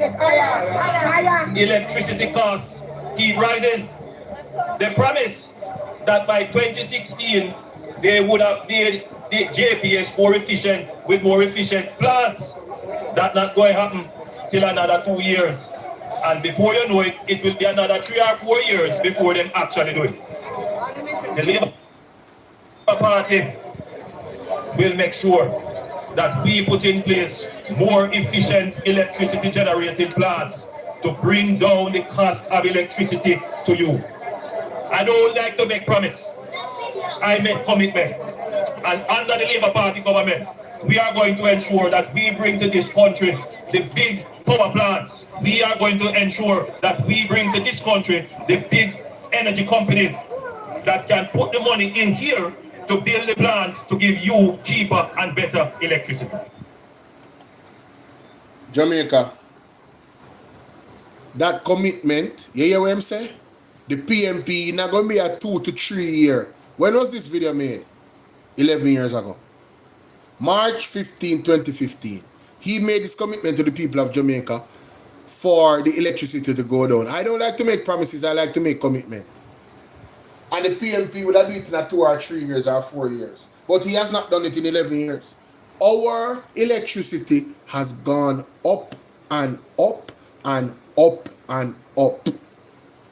Again, let's go back to Miss Lagarde. Andrew Holness does not, he does not, just like the money, the 18,500 when promise, just like that money when promise, and him don't fulfill it. It's just another unfulfilled promise. This is a pattern by this man. So let's go back to fiscal discipline and the point that we're making. Who started fiscal discipline? Mama P and the People's National Party. They are the one that started the program, and it has been running on automatic ever since because it's in legislation. But let's go back to from the horse's mouth, the IMF director. Listen to this. To $414.4 million US. In the first year of program implementation, key reforms that had been pending for a long time were implemented. In particular, the tax incentive legislation approved by Parliament in December 2013 and the fiscal rule approved in March 2014. But there are other major reforms that are on the T40 December 2013 and the fiscal rule approved in March 2014. But there are other major reforms that are on the must-do list, including improving the collection of taxes so that there is no evasion and there is collection,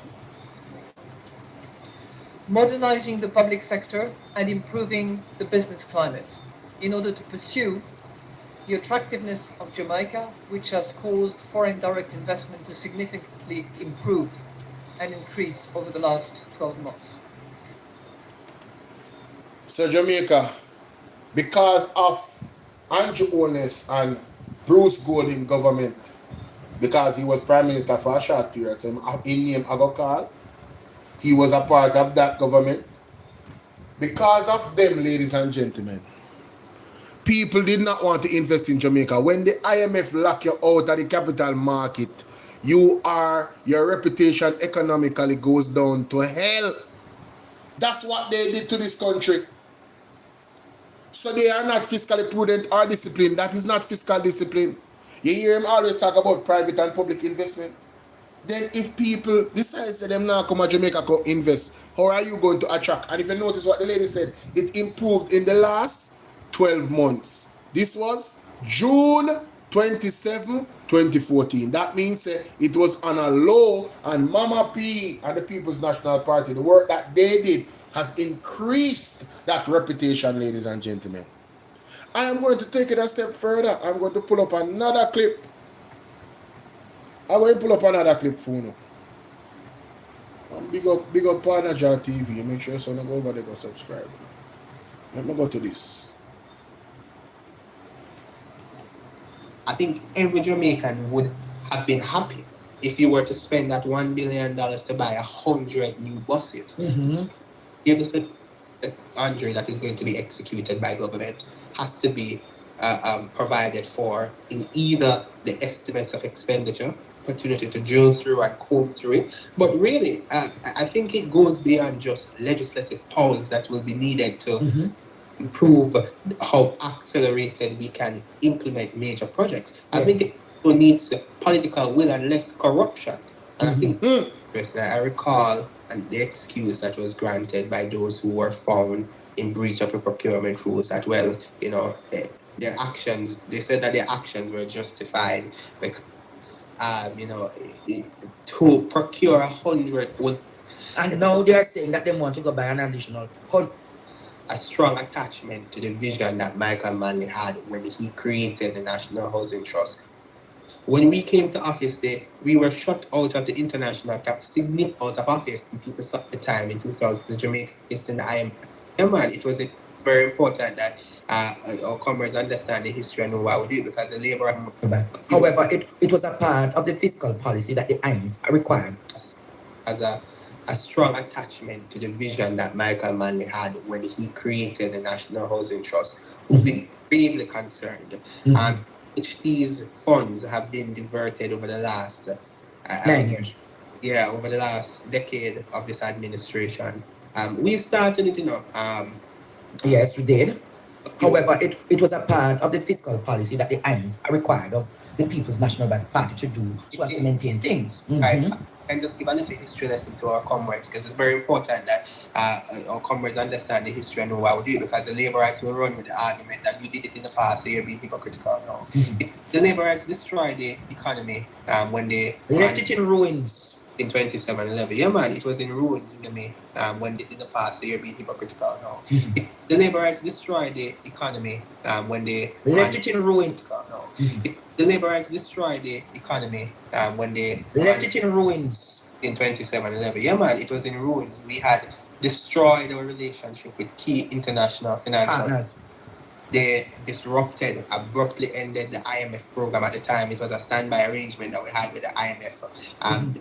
It a taste in the IMF's mouth, the IMF left, and, you know, they lost the election because the Jamaican people saw them for what they were. The Jamaican a chance at the time in 2008, they got a chance, and the Jamaican people saw them for what they were in 2011, kicked them out of office and handed us the economy to rescue, and we did rescue. But it came at significant cost. When we came to office there, we were shut out of the international capital markets. It meant that no international investor wanted anything to do with Jamaica. Lending us... Bruce Golding and all the Shaw did that. Jamaica, no lies were told. No lies were told. The evidence is right there coming from the IMF website. Me nah stop play it. See it there? Me nah stop play it. Me nah stop play it. See it there? The country was on the verge of economic meltdown with no access to international capital market. Let's continue. Nothing to do with us. The IMF felt that Jamaica had to crash. An investor wanted anything to do with Jamaica. Lending us... Bruce Golding and all the Shaw did that. Yeah, no one wanted anything to do with us. The IMF felt that Jamaica had to crash for us to actually learn. So, since in Washington, that Jamaica needed to suffer a serious economic collapse before we get our house in order. That's what dire it was. If you talk to, you know, the great one, I call him the greatest finance minister in Jamaica's history, Dr. Peter David Phillips, of the stability that we have, enjoyed, and one who started the whole process of turning the levers in the economy. He did that. He would tell you about how difficult it was to even get a conversation with the IMF about having a new agreement. In fact, we needed a negotiation to get to a meeting, to have a meeting about the agreement. That's all. Jamaica, the way how the Jamaica Labour Party destroyed the reputation under Bruce Golding and Jonas and Manayard, to how them destroy the reputation, they had to have a meeting about having a meeting about an agreement. There was a negotiation between if they should even give Jamaica an opportunity to have a chance to negotiate a contract with the IMF. That is how terrible it is and was. I mean, that is how terrible it was. Let's continue. We needed a negotiation to get to a meeting, to have a meeting about the agreement. That's all. Mighty God. So they had messed up the international credibility of Grand Jamaica. Yeah, man, and then the credibility had gone down significantly at the time. And it is not a case that then basically just feel it is. They never showed up for the test. Yeah, man, they didn't take the last set of tests that the IMF required at the time, because what the IMF had indicated to them that there were some agreements that you needed to uphold, and they reneged on some of the agreements, and because of that they defaulted on the standby arrangement at the time. They didn't even take some of the tests. The tests are your economic performance and if you're acting in accordance with the agreements of the program. They defaulted on it, and they did so in a very bitter way, in terms of not even communicating with the IMF. My God. Articles, it's very disturbing. They on that side, they know what happened. They know how dark it was. Yes. When we came to office, we managed with the credibility of former Prime Minister Portia Simpson. Portia had to travel all over to restore. She had to go meet with Christine Lagarde and all of them from the IMF to restore. Dr. David Phillips had to be working in the background to do the macroeconomics and the microeconomics and crunch the numbers to get us where we are. Public sector workers had to get a wage freeze. I know the context of all that happened too. And that is how Jamaica, the funds from the NHT was asked to be pulled to what cushion the budget so that certain principles could have been met. Am I telling a lie, Senator Tomlinson? Oh, you're absolutely spot on. Absolutely. Yeah. Finance is not my... Ladies and gentlemen, what he's talking about is this. The 7.5% to GDP, a primary surplus of 7.5% to GDP to help stabilize the economy. That is what Andre is talking about. This is it. Again, this is the IMF website. IMF, www.imf.org. Whoever needs the link to this, hit me up. 876-451-6535. That's 876-451-6535. WhatsApp me. I will send you the link so you can go read for yourself. That's the reality. So when you hear Andrew Jones a chat rubbish, run him away. Run him away. He's a liar, Jamaica. He's well aware because he was a part of that government at the time. Or him is a liar. One out of the two is a fact. If him have dementia, that means him sick. He needs to go home and go get treatment. Right? Because he's clearly forgetting history and trying to revise it. Right? Knowing the cold hard truth about who started fiscal discipline. Mama P. Not only is Jamaica, not only is the PMP the father, they are the mother. Because Mama P was the one that it started under. And of course, the finance minister at the time, ladies and gentlemen, was a man. So not only were, and you can see them right here on the screen, at this particular sitting. See them there? See them there, ladies and gentlemen?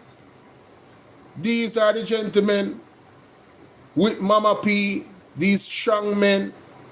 You understand? Omar Davis and all of them that was there at the time with the People's National Party that helped to navigate this period.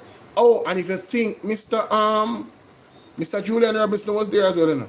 Don't get it twisted. Yes, man.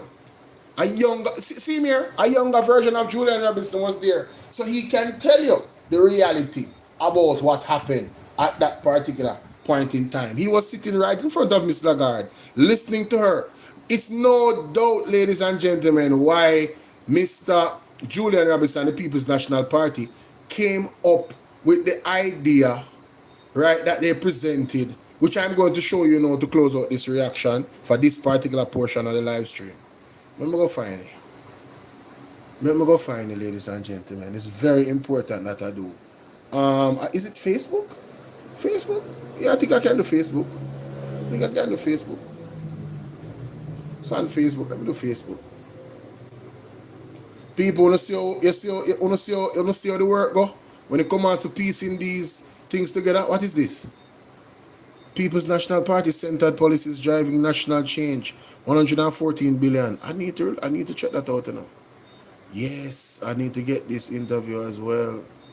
No, that's not it though. Let's go to Mr. Julian Robinson. Well, maybe I can do it in terms of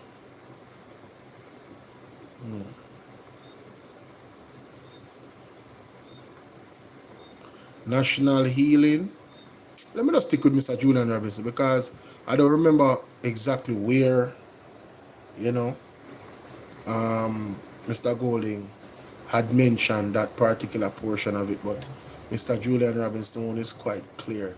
Transfer, target, digital. Here we go. This is it. This is it.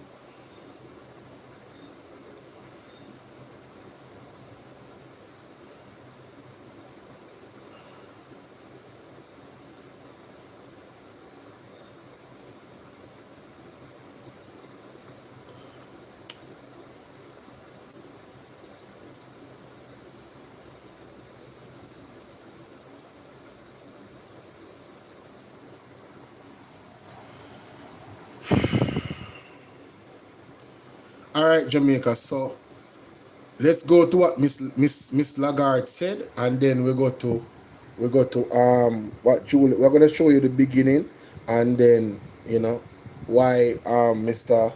Julian Robinson went there with this. Listen to this. Key reforms that had been pending for a long time were implemented. In particular, the tax incentive legislation approved by Parliament in December 2013 and Jetline, good morning. approved in March 2014. But there are other major reforms that are on the must-do list, including improving the collection of taxes so that there is no evasion. Improving the collection of taxes so there is no evasion. Well, he came with the solution, and the Jamaica Labour Party has chosen not to listen to this. Listen to this, ladies and gentlemen.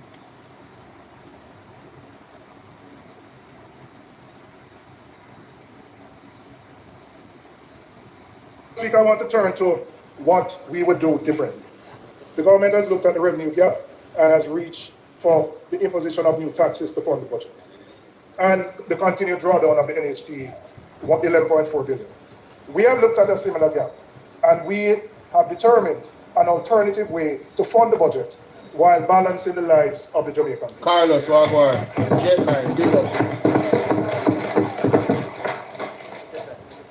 Madam Speaker, we have always said that compliance can bring in more revenues than simply raising new taxes. And I am recommending the implementation of an electronic invoicing system for the tax administration of Jamaica. The first source of this revenue would be this electronic invoicing system, which we estimate would generate an additional 8.6 billion in tax revenues. And I will explain how I came to that figure. Currently, and what this electronic invoicing does. So currently, when businesses make sales, they are required to upload their transaction records for verification by TAJ. The problem with the model is that obligation to upload sits with the business, and there can be slippage. Not necessarily because businesses are deliberately evading the obligations, although that happens, but because it is a system where the seller is responsible for submitting the records. Transactions can go unrecorded, uploads can be incomplete, and there can be a gap between what was earned and what was reported. The electronic invoicing system changes that dynamic fundamentally. Rather than waiting for businesses to upload their records after the fact, the transaction data is captured and transmitted immediately to TAJ automatically at the point of sale. The government is no longer relying on voluntary compliance. The information flows directly and is matched automatically against what has been declared and remitted.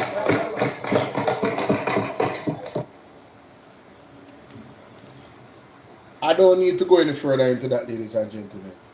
Mrs. Lagarde from the IMF 11 years ago told Jamaica that they needed to have better tax collection systems. And of course, the Jamaica Labour Party has been in power for 10 years and they have not improved same. And there's no argument about this, ladies and gentlemen. You know why? There's an article right here. TAJ warns against false income tax filings. Right? As Carmar's fined for over $12 million. Ladies and gentlemen, at the end of this article and the end of this actual situation, I can show you right here, where the Carmar's had to fork up $4 billion worth of cash that they owe the government. See it here? Following the court proceedings, the companies filed 32 amended income tax returns for the years of 2020 to 2023, right? Declaring gross income just over $4 billion. Over $4 billion, a significant increase from zero income previously reported. So this is what Mr. Julian Robinson is attacking, you know. This reality that companies file nil, knowing that they made money and is robbing the country of billions of dollars, and this is between 2020 and 2023. So can you imagine how much companies and how much people has been robbing Jamaica of tax dollars that they should be paying, that they owe the country, that the country should get? Not more than what they should be giving, but what they should be giving in the first place. Can you imagine if those monies were collected and used to build the infrastructure and all of these things? Possibly a Hurricane Melissa, we would be able to prepare for somewhat better than we did before, where the drains will be clean, the roads will be fixed properly if they get the right people to do the roads and get the right material to do the roads. Things would be better, Jamaica. So the PMP has come with a solution, and Andrew Jones has come with gimmicks, talking about fiscally discipline. Fiscally discipline where? Fiscally prudent where? You are not the father and you are not the mother. Mama P is the mother, and the People's National Party is the father at the time, the finance minister. All right? So let's get that clear. Let's move on. I rest my case. I rest my case on that, ladies and gentlemen. Moving on to the next. Andrew Jones not ready for this now. Alright, so make we move on. Let me just skip through, because be a foolish is my chat, you know. Be a foolish is my chat. Oh, Lord have mercy. That's not it. I don't want to go there.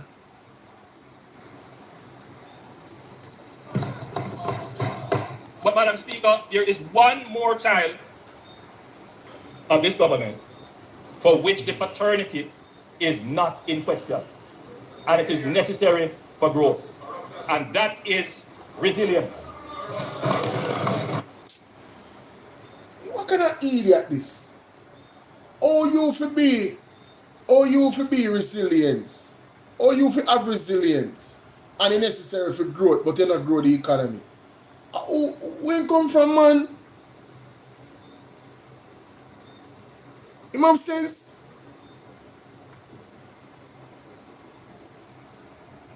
What's one on there, man? For which the paternity. But, Madam Speaker, there is one more child of this government for which the paternity is not in question, and it is necessary for growth. And that is resilience. First of all, somebody over the side over PMP say corruption. That is funny. But him say they are the father for resilience and it's necessary for growth. Then let me ask one simple question. Andrew Wallace. Because no respect upon your name, you can't even call the Prime Minister. Just no respect upon your name. Andrew Honest. How comes you are going to claim resilience as a child of you, but yet still you have not grown the economy over 1%? But it is necessary to grow the economy. But you have, in a decade, you have not grown the economy over 1%. Make it make sense. The greatest growth in the economy is in the period of Omar Davis, where that was the only time Jamaica had a 3% growth in the economy. You have never had a 3% growth in the economy. And he had to fix the ills of the 1989 situation, 1980 to 1989 with Edward Siaga and the bag of bank them where JLP money did own. Right? We are give out unsecured loans to them friends that be cronyism and nepotism and corruption. The People's National Party was resilient. They were resilient. They brought down the debt to from 262%. They brought down the debt from 262% under Edward Siaga. See that? In 1980, when Siaga came to power, the Jamaica debt to GDP was 63%. The debt ballooned to 262% of GDP in 1989, which represents an increase of 350% in Jamaica's indebtedness over a 9-year period of the JLP Siaga-led administration. That is what Siaga did. You guys are not fiscally prudent, disciplined, and have no resilience. If you did, we would not have been in that situation. So that here's just another lie, ladies and gentlemen. Out of this 1,000 lie where Andrew was telling in budget speech. And trust me, I don't think I am anywhere in this speech. I'm at 1 hour in, and the amount of things I've had to debunk already. It's ridiculous. They are not the baby of resilience. The people of Jamaica is resilient. The People's National Party is resilient because they are for the people. Plain and simple. Let's move on. I just had this one look a video for that.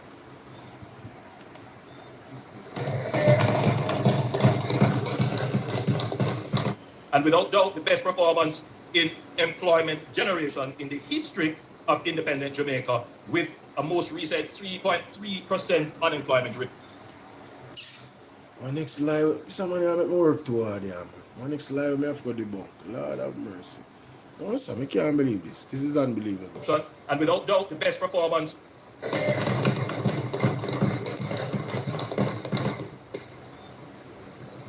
The economy, as I said, Madam Speaker, gave us 20 consecutive quarters of growth between the last quarter of 2015 and the COVID interruption, and without doubt the best performance in employment generation in the history of independent Jamaica, with a most recent 3.3% unemployment rate. Again, Madam Speaker, no other government has been able to bring down unemployment to the levels that we have. We now have practically full employment, first time ever in the history of Jamaica. Ladies and gentlemen, let me tell you something. I need you guys to really go and do your research. The way how unemployment is calculated in recent time has changed. So it is not practical or scientific to compare unemployment rates of today from before. And let me tell you why. And again, you can go and look it up yourself. Unemployment rate now is calculated that if you are not seeking a job, you're not considered unemployed. That is the first red herring or red flag that you need to understand. Let me say again. If you are not seeking a job and you don't have a job, you're not considered unemployed under this current definition of unemployment. Secondly, ladies and gentlemen, if you are working 1 hour a week, you are considered employed. That in itself cannot be compared to when employment meant that you were working an 8 hour a week for employment. So this This is this is what they call pseudo statistics, false, fake, unscientific. You cannot compare this era of unemployment to the previous era. It's like basketball with Jordan and them before. That time was a time in the league where it was tougher to score because when you get touched now in the NBA, and I'm sorry for those who know sports and know this, when you get one look touching at the NBA now is a foul. It's a weak time in the era of basketball. You understand? You have to be a real man back in the day when I was playing basketball. It's the same thing for unemployment in Jamaica. You had to do real work as a government to get the unemployment rate down. You don't have to do any real work. Once somebody is not seeking a job, they are not considered unemployed, ladies and gentlemen. Once somebody is working 1 hour a week, they are considered employed. It is that easy to fill the data of unemployment. It is that easy to take it down. Very easy. It's common foolishness. All of them may I put on what you call it? On TikTok. What are that? The Ministry of Economic Growth and Job Creation, now Ministry of Economic Growth and Infrastructure Development, is doing what it was set up to do. It is a well-performing ministry. That is a lie. That's a lie. That's a bag of talking. The world order, as we know it, has changed. I know the present state of world affairs is troubling to most Jamaicans. Uncertainty, disruption, and seeming unfairness appears to characterize the new order. Our historic colonial experiences create an almost instinctive reflex that we will be victims in a world where raw power appears to be dismantling the protection of a rules-based system, where engagement is highly transactional and opportunistic. In the minds of the average Jamaican, they may not say it in this way, but if you were to distill the thoughts, the question is, how are we going to navigate this space as a small country and do more than just survive, but thrive? It is a real issue. When we see happening almost regularly now, wars in distant places, weaponization of sanctions, it is a concern to the average Jamaican when the price of their goods rise, having nothing to do with them. As a small country, the sense of feeling powerless is real. But as Jamaicans, as Caribbean people, we don't just cover and say we are helpless. Our history tells us we must resist as a people. It is who we are,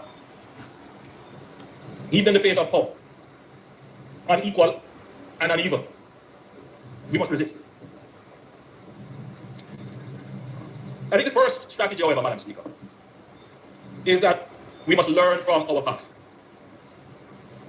It is not the first time that the global order has changed in profound ways. We could go back to the Napoleonic era, but we won't go that far. Let's go to the post-World War II era, 1945 to 1950, when the actual multilateral system that exists now was formed. Born out of the ashes of global conflict, it is the most decisive and extensive ordering of global affairs in modern history. The United States of America and the Allied powers constructed a global order anchored on the formation of the IMF, the World Bank, the United Nations, and the General Agreement on Tariffs on Trade, GATT, which we now call the WTO. This multilateral order drastically reduced interstate conflict and enabled unprecedented economic growth over the last 8 years. It is not perfect, but it is better than anything that existed before. Madam Speaker, while multilateral rules-based institutions were being established, two other developments were happening in parallel. Many other developments were happening, but I want to focus on just two. The first is the emergence of what is called a bipolar power structure, which we generally call, at the time when it was emerging, the Cold War. Two superpowers, the United States and the Soviet Union. Between 1947 and 1991, the world split into two competing blocs, the US-led Western Bloc and the Soviet-led Eastern Bloc, each with its own military alliances, economic systems, and ideological frameworks. The second process, Madam Speaker, was the process of decolonization. And this was accelerating. Empires could no longer afford their colonies. Resistance against colonialism internally increased, moving dozens of states to independence across the world. Asia in the 1940s through to the 1950s. Africa in the 1950s through to the 1970s. And the Caribbean in the 1960s through to the 1980s. Yo, look at my man. Yo, the man is like, what is this guy talking about? How did we get here? Why are we getting a history lesson in Cold Wars? Are we talking about the economy? But we're gonna listen. Make we hear him. The United Nations started in 1945 with 51 countries. Today, it has 193 countries. Newly independent states joining this new rules-based multilateral system essentially created a third bloc. And you would hear these terms being used, I certainly heard it when I was growing up, referring to this third bloc as the third world. So the new system of global order, when it emerged with two blocks, the Western Bloc, the Eastern Bloc,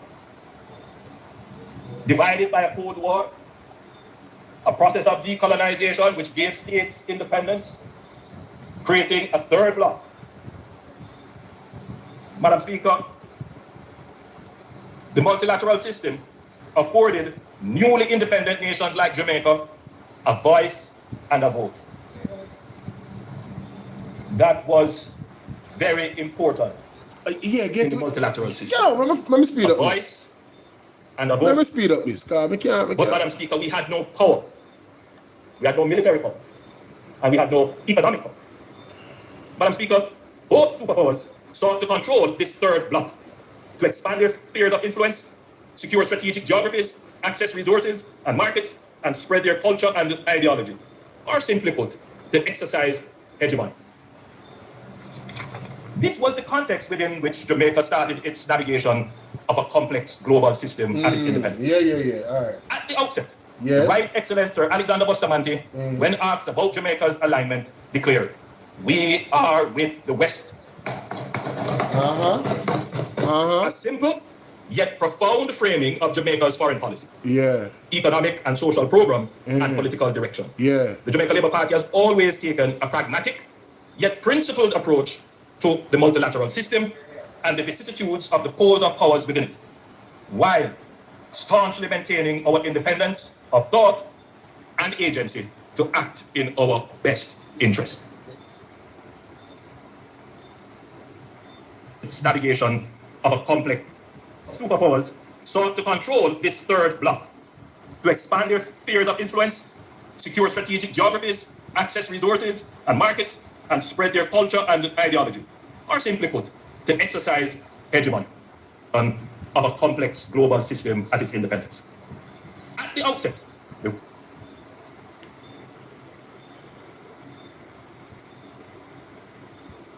Jamaica, let us hear Andrew Onus tell us from his own mouth the position of the Jamaica Labour Party as a weak jellyback in the space of geopolitics.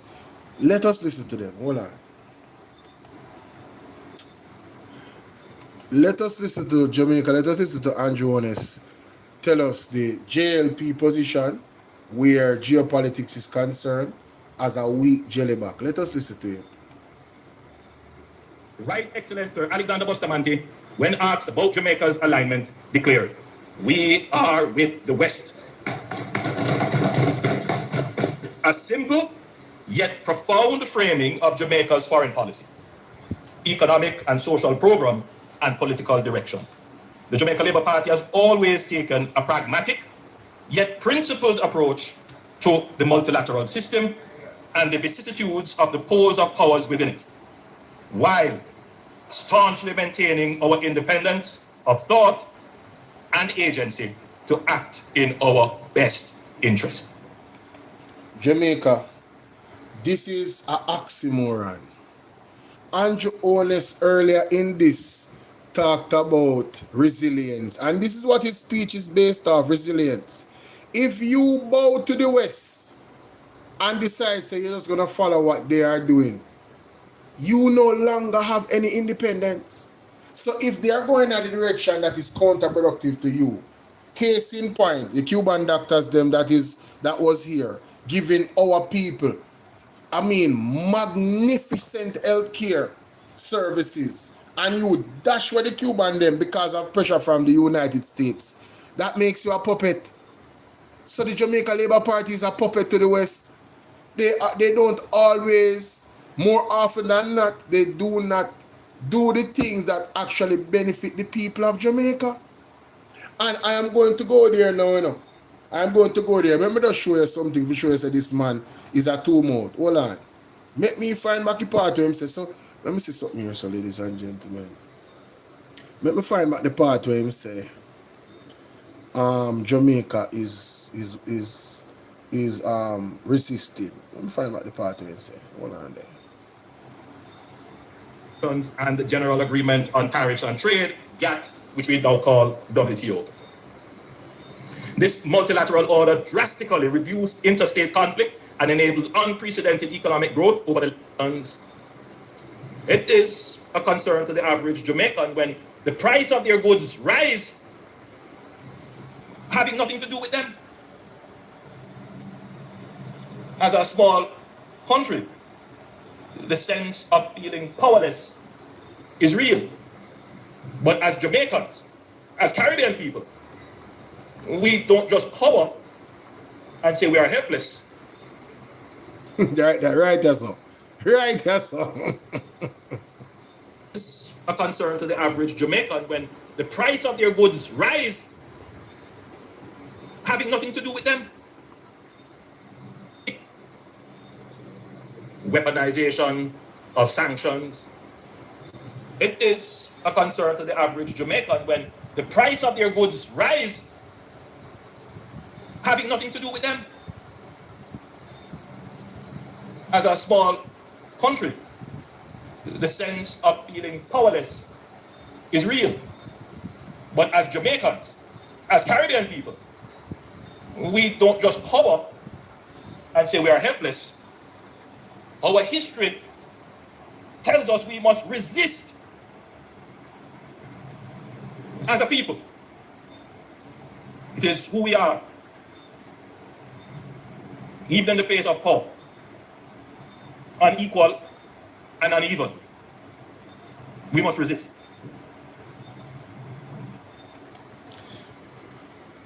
So, ladies and gentlemen, I want you to go back to the beginning of this recording, where Andrew Honest said that Bustamante said we stand with the West. The JLP has never resisted anything. He's telling us that we should resist. And these big powers, I Trump him talk about it. And just the other day, ladies and gentlemen, Andrew Honest's government did not resist the pressure from the USA government. And let me show you. This is just, man, this guy is the absolute clown. This man is an absolute clown, ladies and gentlemen. Unbelievable. Let us look at what is actually happening with the healthcare situation, ladies and gentlemen. Let's go there. Didn't he show it? Hold on, let me find it first. Hold on there. I'm certain that Andre had shown the clip with the healthcare situation. Where is it? I'm sure I saw it on his program. No, man. Wow. Was it Andre?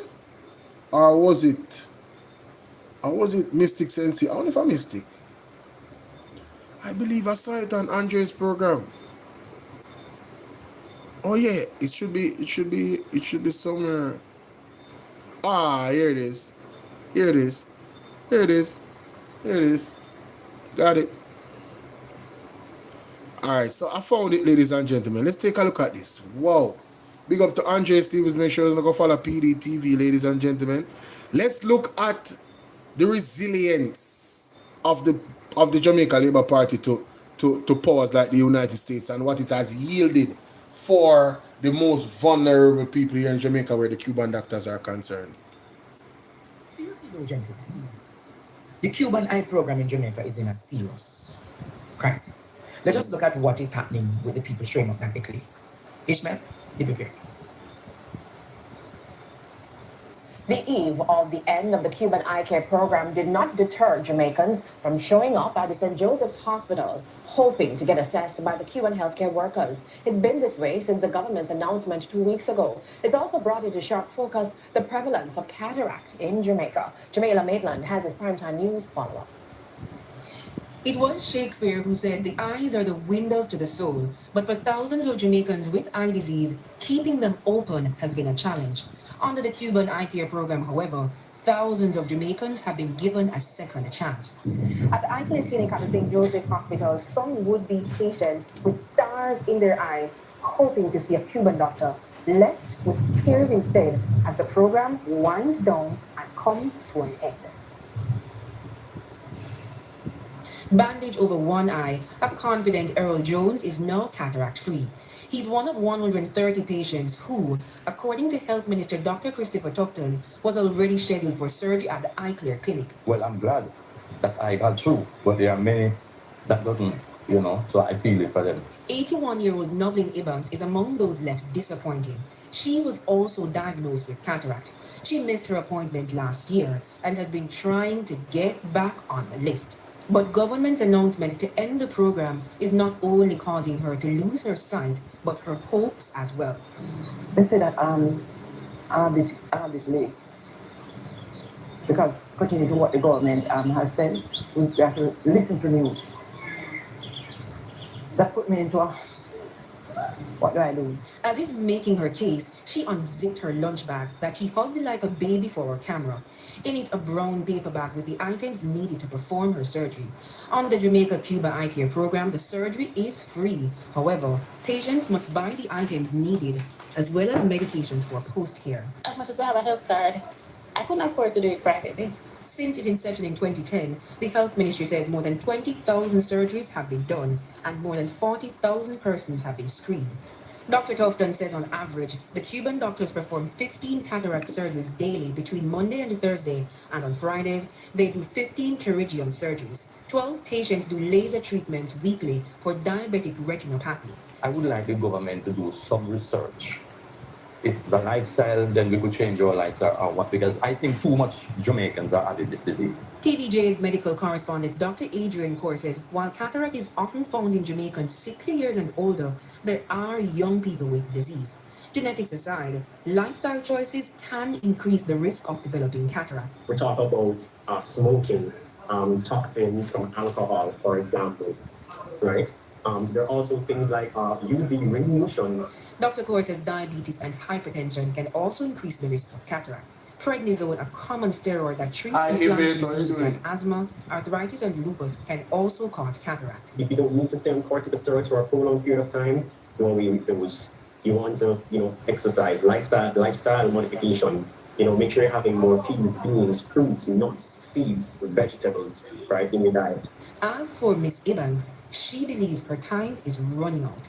And so, she stares blindly at the facility, hoping her luck will change. Laser beam focus on getting back on that list. Jamila Maitland.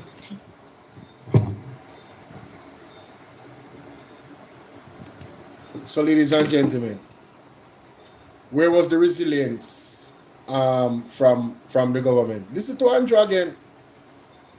Listen to him again, Jamaica. Man, listen, bro. Can't make this up. But as Jamaicans, as Caribbean people, we don't just cover and say we are helpless. Our history tells us we must resist as a people. It is who we are. Even in the face of hope. unequal, and uneven. We must resist. I think the first strategy, however, Madam Speaker, is that embracing the IMF, liberalizing, admire the struggle between superpowers, which was not in our interest.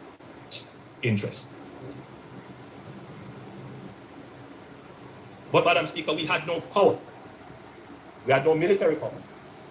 And we had no economic power. Madam Speaker, both superpowers sought to control this third bloc, to expand their spheres of influence, secure strategic geographies, access resources and markets, and spread their culture and ideology. Or simply put, to exercise hegemony.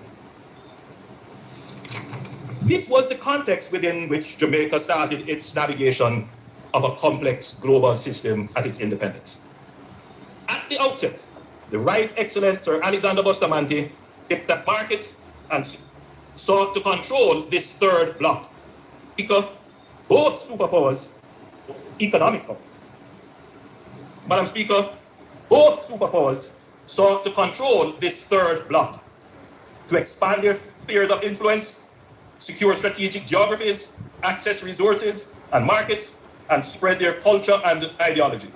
Or simply put, to exercise hegemony. This was the context within which Jamaica started its navigation of a complex global system at its independence. At the outset, the Right Excellent Sir Alexander Bustamante, when asked about Jamaica's alignment, declared, "We are with the West." A simple yet profound framing of Jamaica's foreign policy, economic and social program, and political aiming, Jamaica a voice and a vote. But, Madam Speaker, we had no power. We had no military power.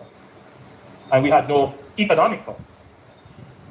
Madam Speaker, both superpowers sought to control this third bloc, to expand their spheres of influence, secure strategic geographies, access resources and markets, and spread their culture and ideology.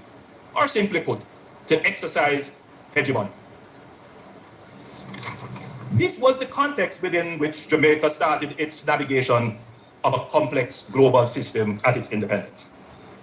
At the outset, the Right Excellent Sir Alexander Bustamante, when asked about Jamaica's alignment, declared, "We are with the West." So, I'm a bit confused. He talked about Jamaica being resist, no matter how powerful the country is, and we have a history. I know, say we're supposed to do that. We're supposed to resist. So where was the resistance from the JLP? JLP have been yes men from morning. Them have been yes men from morning, ladies and gentlemen. This is the history of them. They don't resist nothing. Them fool them tail and just cock up like one little waggle tail dog. They are house slaves. They have never resisted no superpower, never one time. That's why Andrew Willis in a bed with all of them. China, everybody, him never resist a superpower yet. Him is a weak jellyback. None of the labor right them don't resist no superpower. Oh, I take that back. The only time them resist superpower are when they wanna try to help Dodos. I resist the what you call it, the extraction. But the only reason they were doing that is because of their own self-interest. Because them tie up with Dodos. Show a labor right, show a posse, them tie up. Them tie up. So they were trying to resist at that point. That was the only time. They never resisted because it benefited Jamaica. They resisted because they want to try to cover them own ass. A lot of them. And Mr. Golding was forced to resign. You understand? Now, if you are a government that is acting in principle and legalities, superpower or not, there are rules out there that, come to your defense in terms of global laws. You understand? But I rather a leader that is gonna stand on his feet and crawl on his belly like this man. Andrew Jones crawled on his belly and put the health of the Jamaican people at back of the class and not a priority, and decided that he's going to conform and bow down to the United States in request of removing the Cuban doctors. And all they want to deny that this is true. Everybody knows that that is the reason why the Cuban doctors were removed. It's no other reason. It was never a problem for 50 years. It only was a problem what the arrangement between Jamaica and Cuba when my man in from the United States come here, Rubio, that was the first time it was an issue Jamaica. Do you want me to go and play the tape? When Rubio was here, I go and play the tape. Hold on. I go and play the tape. I go and play the tape because this man here is dangerous. This man here is dangerous. Right? Let's go to a JIS. Rubio, Jamaica. Most can find this up. Ah, there we go. There we go. That is it right there, man. Rubio visit to Jamaica, 6 vehicles, blah, blah, blah. No, I don't want to hear that. I don't want to hear that. I want to hear my talk about the Cuban doctor them.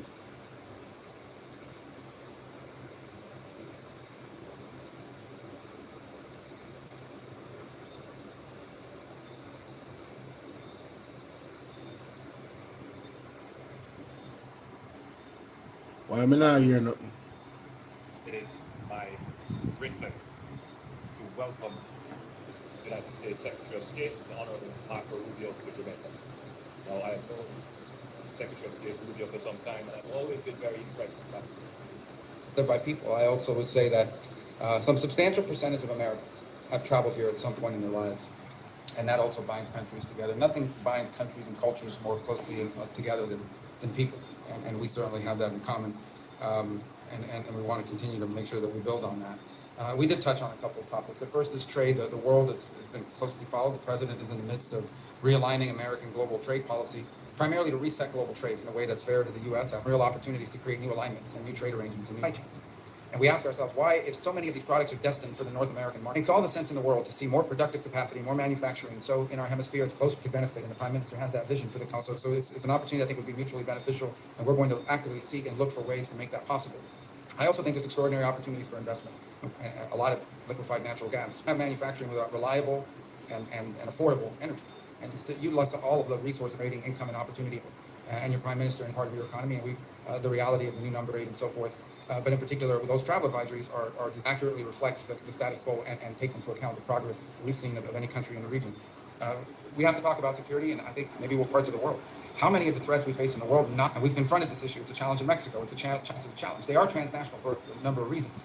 One, as an example, is we gangs to commit acts of violence here in Jamaica. At the same time as we do more to commit to increasing your capacity. That's the other thing I underline. What we're talking about here when we talk about American assistance is because security is a baseline for everything, and that is starting up again, and that's been even further strengthened. That's going to help address lottery scamming. Another counter gang recruitment program that where intelligence software. We look to do more. And on that end, let me touch on a topic that we talked about just a little bit. Well, I'll touch on what the topic, and I'll get to this final one.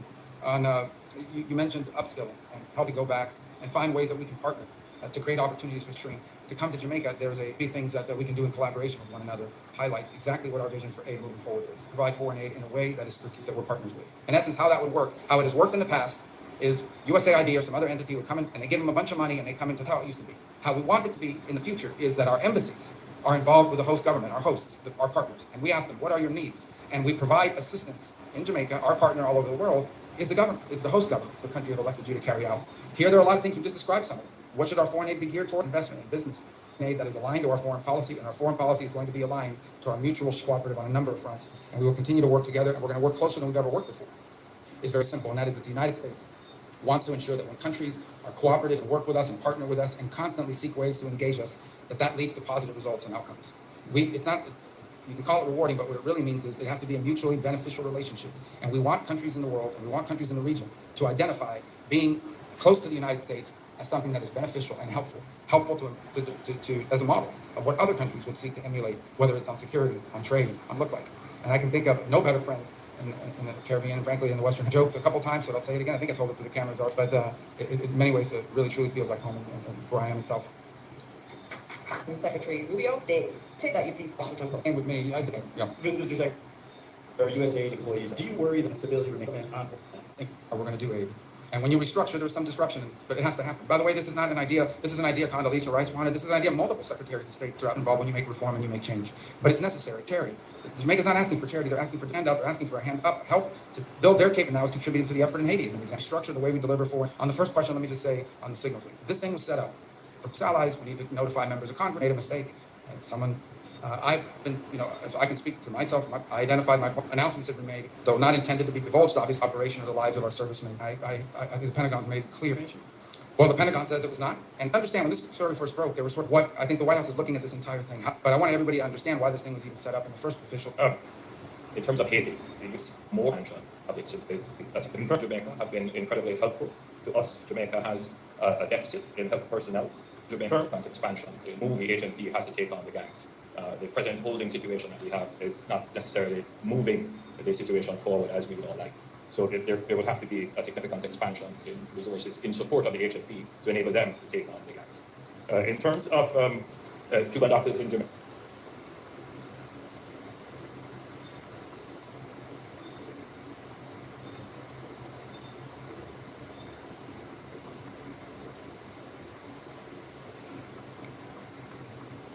the HNP to enable them to take on the gangs.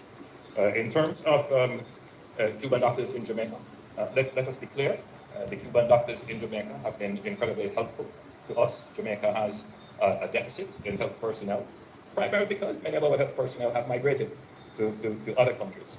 We are, however, very careful not to exploit the Cuban doctors who are here. We ensure that they are treated within our labor laws and benefit like any other worker. So any characterization of the program by others certainly would not be applicable to Jamaica. We are ensuring that our program complies with all the international laws and standards to which we are a part of. Right, our next question will come from Tana Thomas from Nationwide News Network. Please stand. Secretary Rubio, my question is for questions in relation to the matter of the Cuban Medical Corporation program as well. So the medical mission has been a cornerstone of healthcare in Jamaica and the Caribbean for over 50 years, according to our foreign minister. How does the U.S. reconcile its stance on this program with the region's reliance on Cuban medical professionals, and what alternatives does it propose to ensure healthcare security? Well, yeah, I think the first thing is to separate medical from the labor issues that we are pointing to. Okay, this is not about doctors. This is not about the provision of medical assistance. We have no problem with medical assistance. We have no problem with doctors. We have a problem, and I'm not speaking about Jamaica. We've discussed this today about, following international labor standards and the like, but I'm just talking about this program in general, how it's operated around the world. So, ladies and gentlemen, the Cuban doctors, why are they not here anymore? According to Rubio, we're not talking about Jamaica, and according to Andrew Ones, well, we follow international laws. So, what happened to the agreement? Why is the Cuban doctors not here? Why was there a need for a change in the agreement? It is quite clear, ladies and gentlemen, that the Jamaica Labour Party is a pushover government, because he's saying right here so that they are following international law. So what is the problem? You would want us to believe that Rubio's visit was not the catalyst that turned Jamaica government, the JLP Jamaica government, against the Cubans? That has the people of Jamaica now suffering because of a lack of healthcare professionals here. And it's affecting the I program so much. This is just part one of Andrew Jones being a weak jelly back, ladies and gentlemen. Let's go to part two.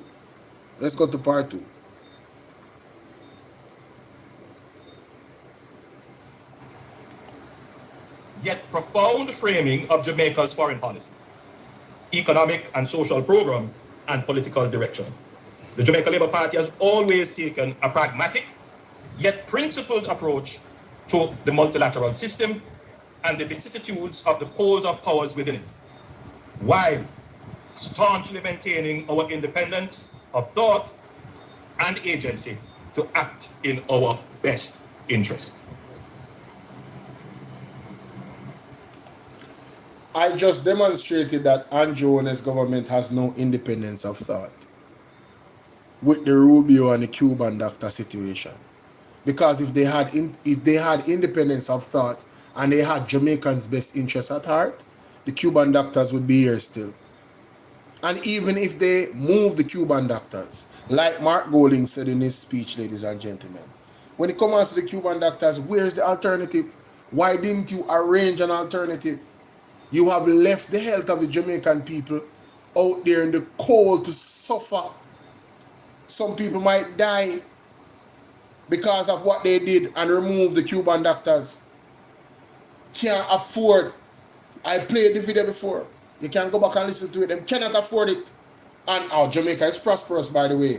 The economy is booming and growing, and they are the best government ever. But all of these problems exist. Let's continue. The position served Jamaica well. The period between 1962 and 1972 saw political stability, the fastest pace of growth and development of the Jamaican economy, and the build-out of our institutions. I don't know about the fastest pace of growth. I don't know about that. I don't know about the fastest pace of growth at all. Alright, no, that's questionable. Let's continue. Madam Speaker, the period 1972 to 1980 of the Cold War era, the PNP government under Prime Minister Michael Manley changed Jamaica's political, economic, and social development policy and trajectory to democratic socialism, which also informed a change in Jamaica's foreign policy outlook.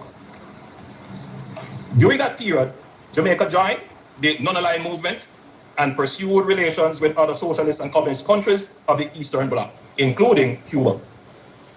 This was a fundamental and consequential shift based on an almost fanciful ideological aspiration.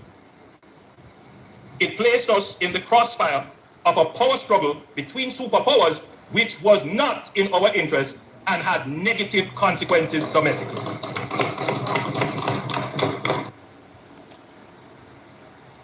Jamaica, I want you to look at all the weak jellybacks on the Jamaica Labour Party side.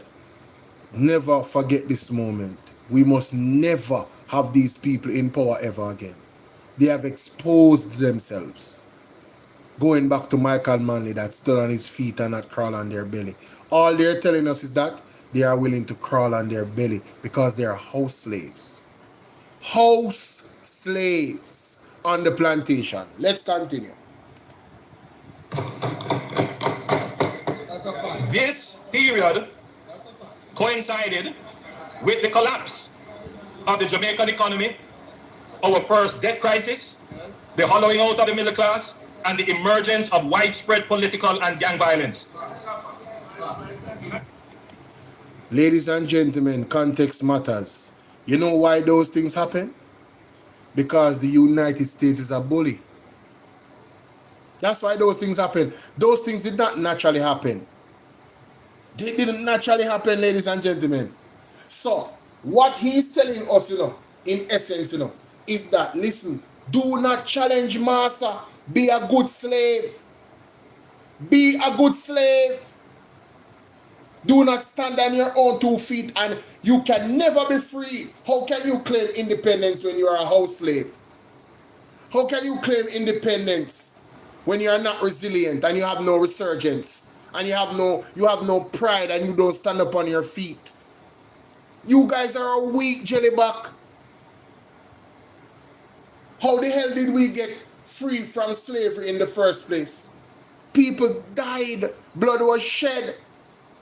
They rather to have their lives taken and stand up for something than fall for everything and fall in line like a weak jellyback government like the Jamaica Labour Party. Now you guys know what the roots of their belief is. Let this moment sink in. And never ever vote for a party like this. If you believe in Marcus Garvey and you believe in self-reliance, if you are a Rasta man, you can't vote for a Labour right government. This is what them believe in. They're telling you out of them own amount. Listen to the man attack Michael Manley for standing on his feet. Michael Manley did not do anything wrong, Jamaica. Michael Manley gave us free education, free health care. But no bastard, no day again. Jamal. All those things were positive and in the best interest of Jamaican people's development. You hear what I said? Let's continue. Look at this weak jellyback, man. Many of the challenges we face today are anchored in that period of our history. Now, look, I know what I have said here is going to stir up our answers, because people do feel very strongly about this period, but I don't think it is ventilated enough. Embarrassing. He needs some milk. No, what I've said here is not opinion. These are the facts. These are the facts. Ladies and gentlemen, it's his opinion. It's not a fact. It's not a fact. When he wants to supersede to say these are the reasons why Jamaica have the problem that they have, no, it is not. It is not the reason why. That is a lie. Again, all he's saying is that you should bow down, Jamaica. Bow down. That's all he's saying. And I'm going to go back to the oxymoron because this man is a two-mouth cutlass. How can he claim that we should bow down and then tell us to resist? Let's go back to him telling us to resist. All right, and then we go back to this. Let's go back. Let's go back. The first is stability. It is a well-performing ministry. It is who we are. Even in the face of power, unequal and uneven, we must resist. So on one hand, he's telling us to resist. But on the other hand, Michael Manley should have not resisted. Unless you say this man I want buffoon, this man I want idiot. Unless you say man I talk out a two-sided mouth. I can't respect this man here, man. Only listen to this. Coincided with the collapse of the Jamaican economy of the Eastern Bloc, including Cuba, based on an almost fanciful ideology and outlook. Minister Michael Manley changed Jamaica's political, economic, and social development policy and trajectory to democratic socialism, which also informed a change in Jamaica's foreign policy outlook.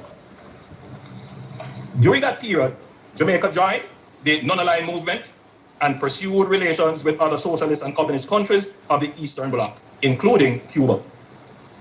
This was a fundamental and consequential shift based on an almost fanciful ideological aspiration. It placed us in the crossfire of a power struggle between superpowers, which was not in our interest and had negative consequences domestically.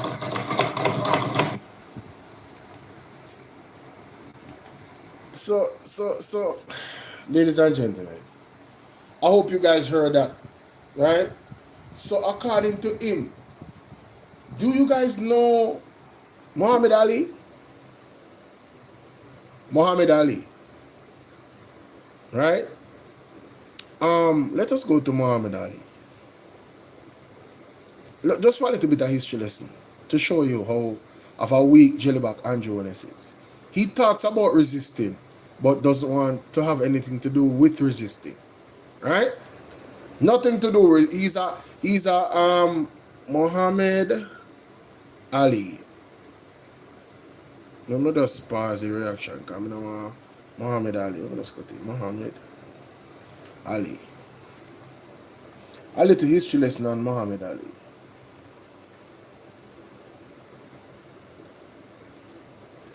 Muhammad Ali, global culture icon, widely known by nickname the greatest. He held a magazine, heavyweight, blah blah blah, born in, he's a lightweight, Nation of Islam, later Sunni, death of a long time leader. He won the world heavyweight championship. Ali refused. Right there, so. Right there, so. So let's look at Muhammad Ali, ladies and gentlemen. Right here. Alright? Right here. Ali in 1967 refused to be drafted into the military, owing to his religious beliefs and ethical opposition to the Vietnam War, and was found guilty of draft evasion and stripped of boxing titles. He stayed out of prison while appealing the decision to the Supreme Court, where his conviction was overturned in 1971. He did not fight for nearly 4 years and lost a period of peak performance as an athlete. Ali's actions as a conscious objector to the Vietnam War made him an icon for the larger counterculture of the 1960s generation, and he became a prominent high-profile figure of racial pride for African Americans during the civil rights movement and throughout his career. This is a black man in the United States of America that said, I am not going to no war. This is not my war. Me and the Vietnamese not have no problem. I didn't create this war. And furthermore, based off of my religion. This is resisting, you know. This is Andrew Honest just talks about resisting. He talks about resilience. But his government does not exhibit in action any of that. Because if they did, ladies and gentlemen, this visit from Marco Rubio and the United States would not have catalyzed into the Jamaican people suffering because of the Cuban doctors leaving our shores. Alright? And Andrew Honest cannot walk ever in Michael Manley's shoes. He's a weak jellyback, and his entire government is a sham government. They are not leading anything. They are followers. They are crawling on their belly to outside powers. They only have strength. They only have strength, ladies and gentlemen, to abuse the citizens of Jamaica through the police force and the soldier them by their order. I mean, I blame the police and the soldier them, and them order it. And them say, what them say, I make the police them do what them do.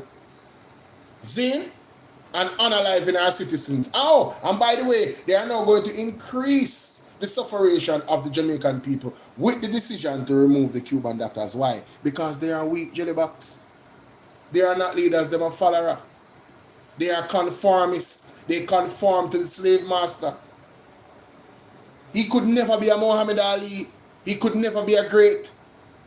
He could never be a great like Michael Manley. Even if he stripped Michael off and name, a middle name when father gave him, have the audacity to come out here in 2026 in our budget speech, right? To come and talk about Michael Manley's decision is the reason why Jamaica, this man wants to blame the failure of his government to grow this economy, to make Jamaica a better place to live, work. People are living in drones, brain drain, and now they're suffering, the poor people that are here, where free medical care with a great relationship with Cuba is concerned. Grandmothers, grandfathers, granduncles, and aunties, mothers, fathers are going to be affected by this. Thousands of Jamaicans that was helped, and thousands more is not going to get help because of the Jamaica Labour Party government being a weak jellyback. Not only a weak jellyback, but not being prepared to supplement the gap that is going to be taken. Is God doing this, you know? God is exposing them, ladies and gentlemen. And I pray that the Jamaican people rise up and wise up and understand who we are dealing with. And I rest my case again. Ladies and gentlemen, I am at the 1 hour and 15 minute mark. I will start another show tomorrow. It is late, and I am going to do a show in the morning or the afternoon, and I'm going to go back to this because I was charged by one of my supporters. Him probably listening right now, or I'm listening. And he will listen later. Let me tell you, him said this. I'm going to put it out on my video. Let me show you. Him said this, Jamaica. Him said this. I want to show you something because this is unbelievable. This is some demonic stuff. Look at this. Hey, Bolo, what the fuck is that on Andrew face? What kind of change is this on Andrew face, man? What is that? Only on his face alone, but there's nobody else face inside here looking like just switch to that and then come on. What is that? What the hell? Oh my God, no way, yeah. Hey, Bolo, what the fuck is that on Andrew? Jamaica want to Andrew face yourself. This is some demonic shit. Look for Andrew face. Look on his face. I like going to parliament. Me hardly miss that. Satan blows and skirt follower them, man. Satan follower them, man. Remember me tell you that. I must Satan follower them.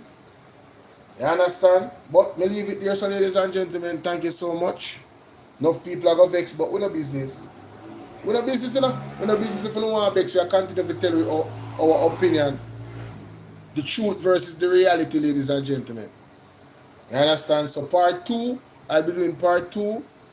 And, you know, me not got my bed now, obviously. I have got us load up some thumbnails and some titles to put out them video periodically through the day. And BOLO V&R, BOLO V&R 2.0 and BOLO V&R clips. If you haven't yet subscribed, make sure you subscribe to the platform, ladies and gentlemen. Consider to become a member of the platform as well.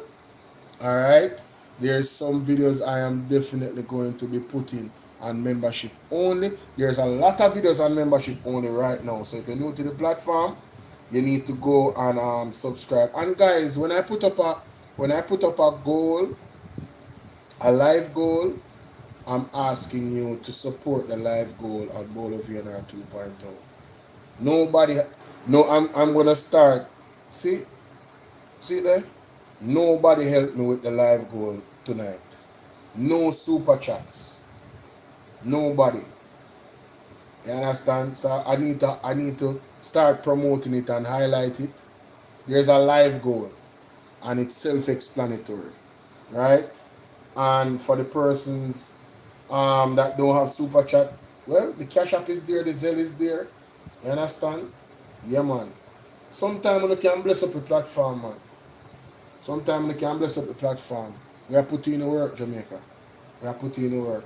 And big up the people that bless up the platform and know themselves. You understand what I deal with? The Sassy 81s, you know what I mean? The Joans, the Giants, all I know. You see me, I say at you. You see me, I deal with big up on yourself. Shout out to all of the people that donate to the platform. You see me, I deal with respect. The people that hit the like button and I have to beg you, respect.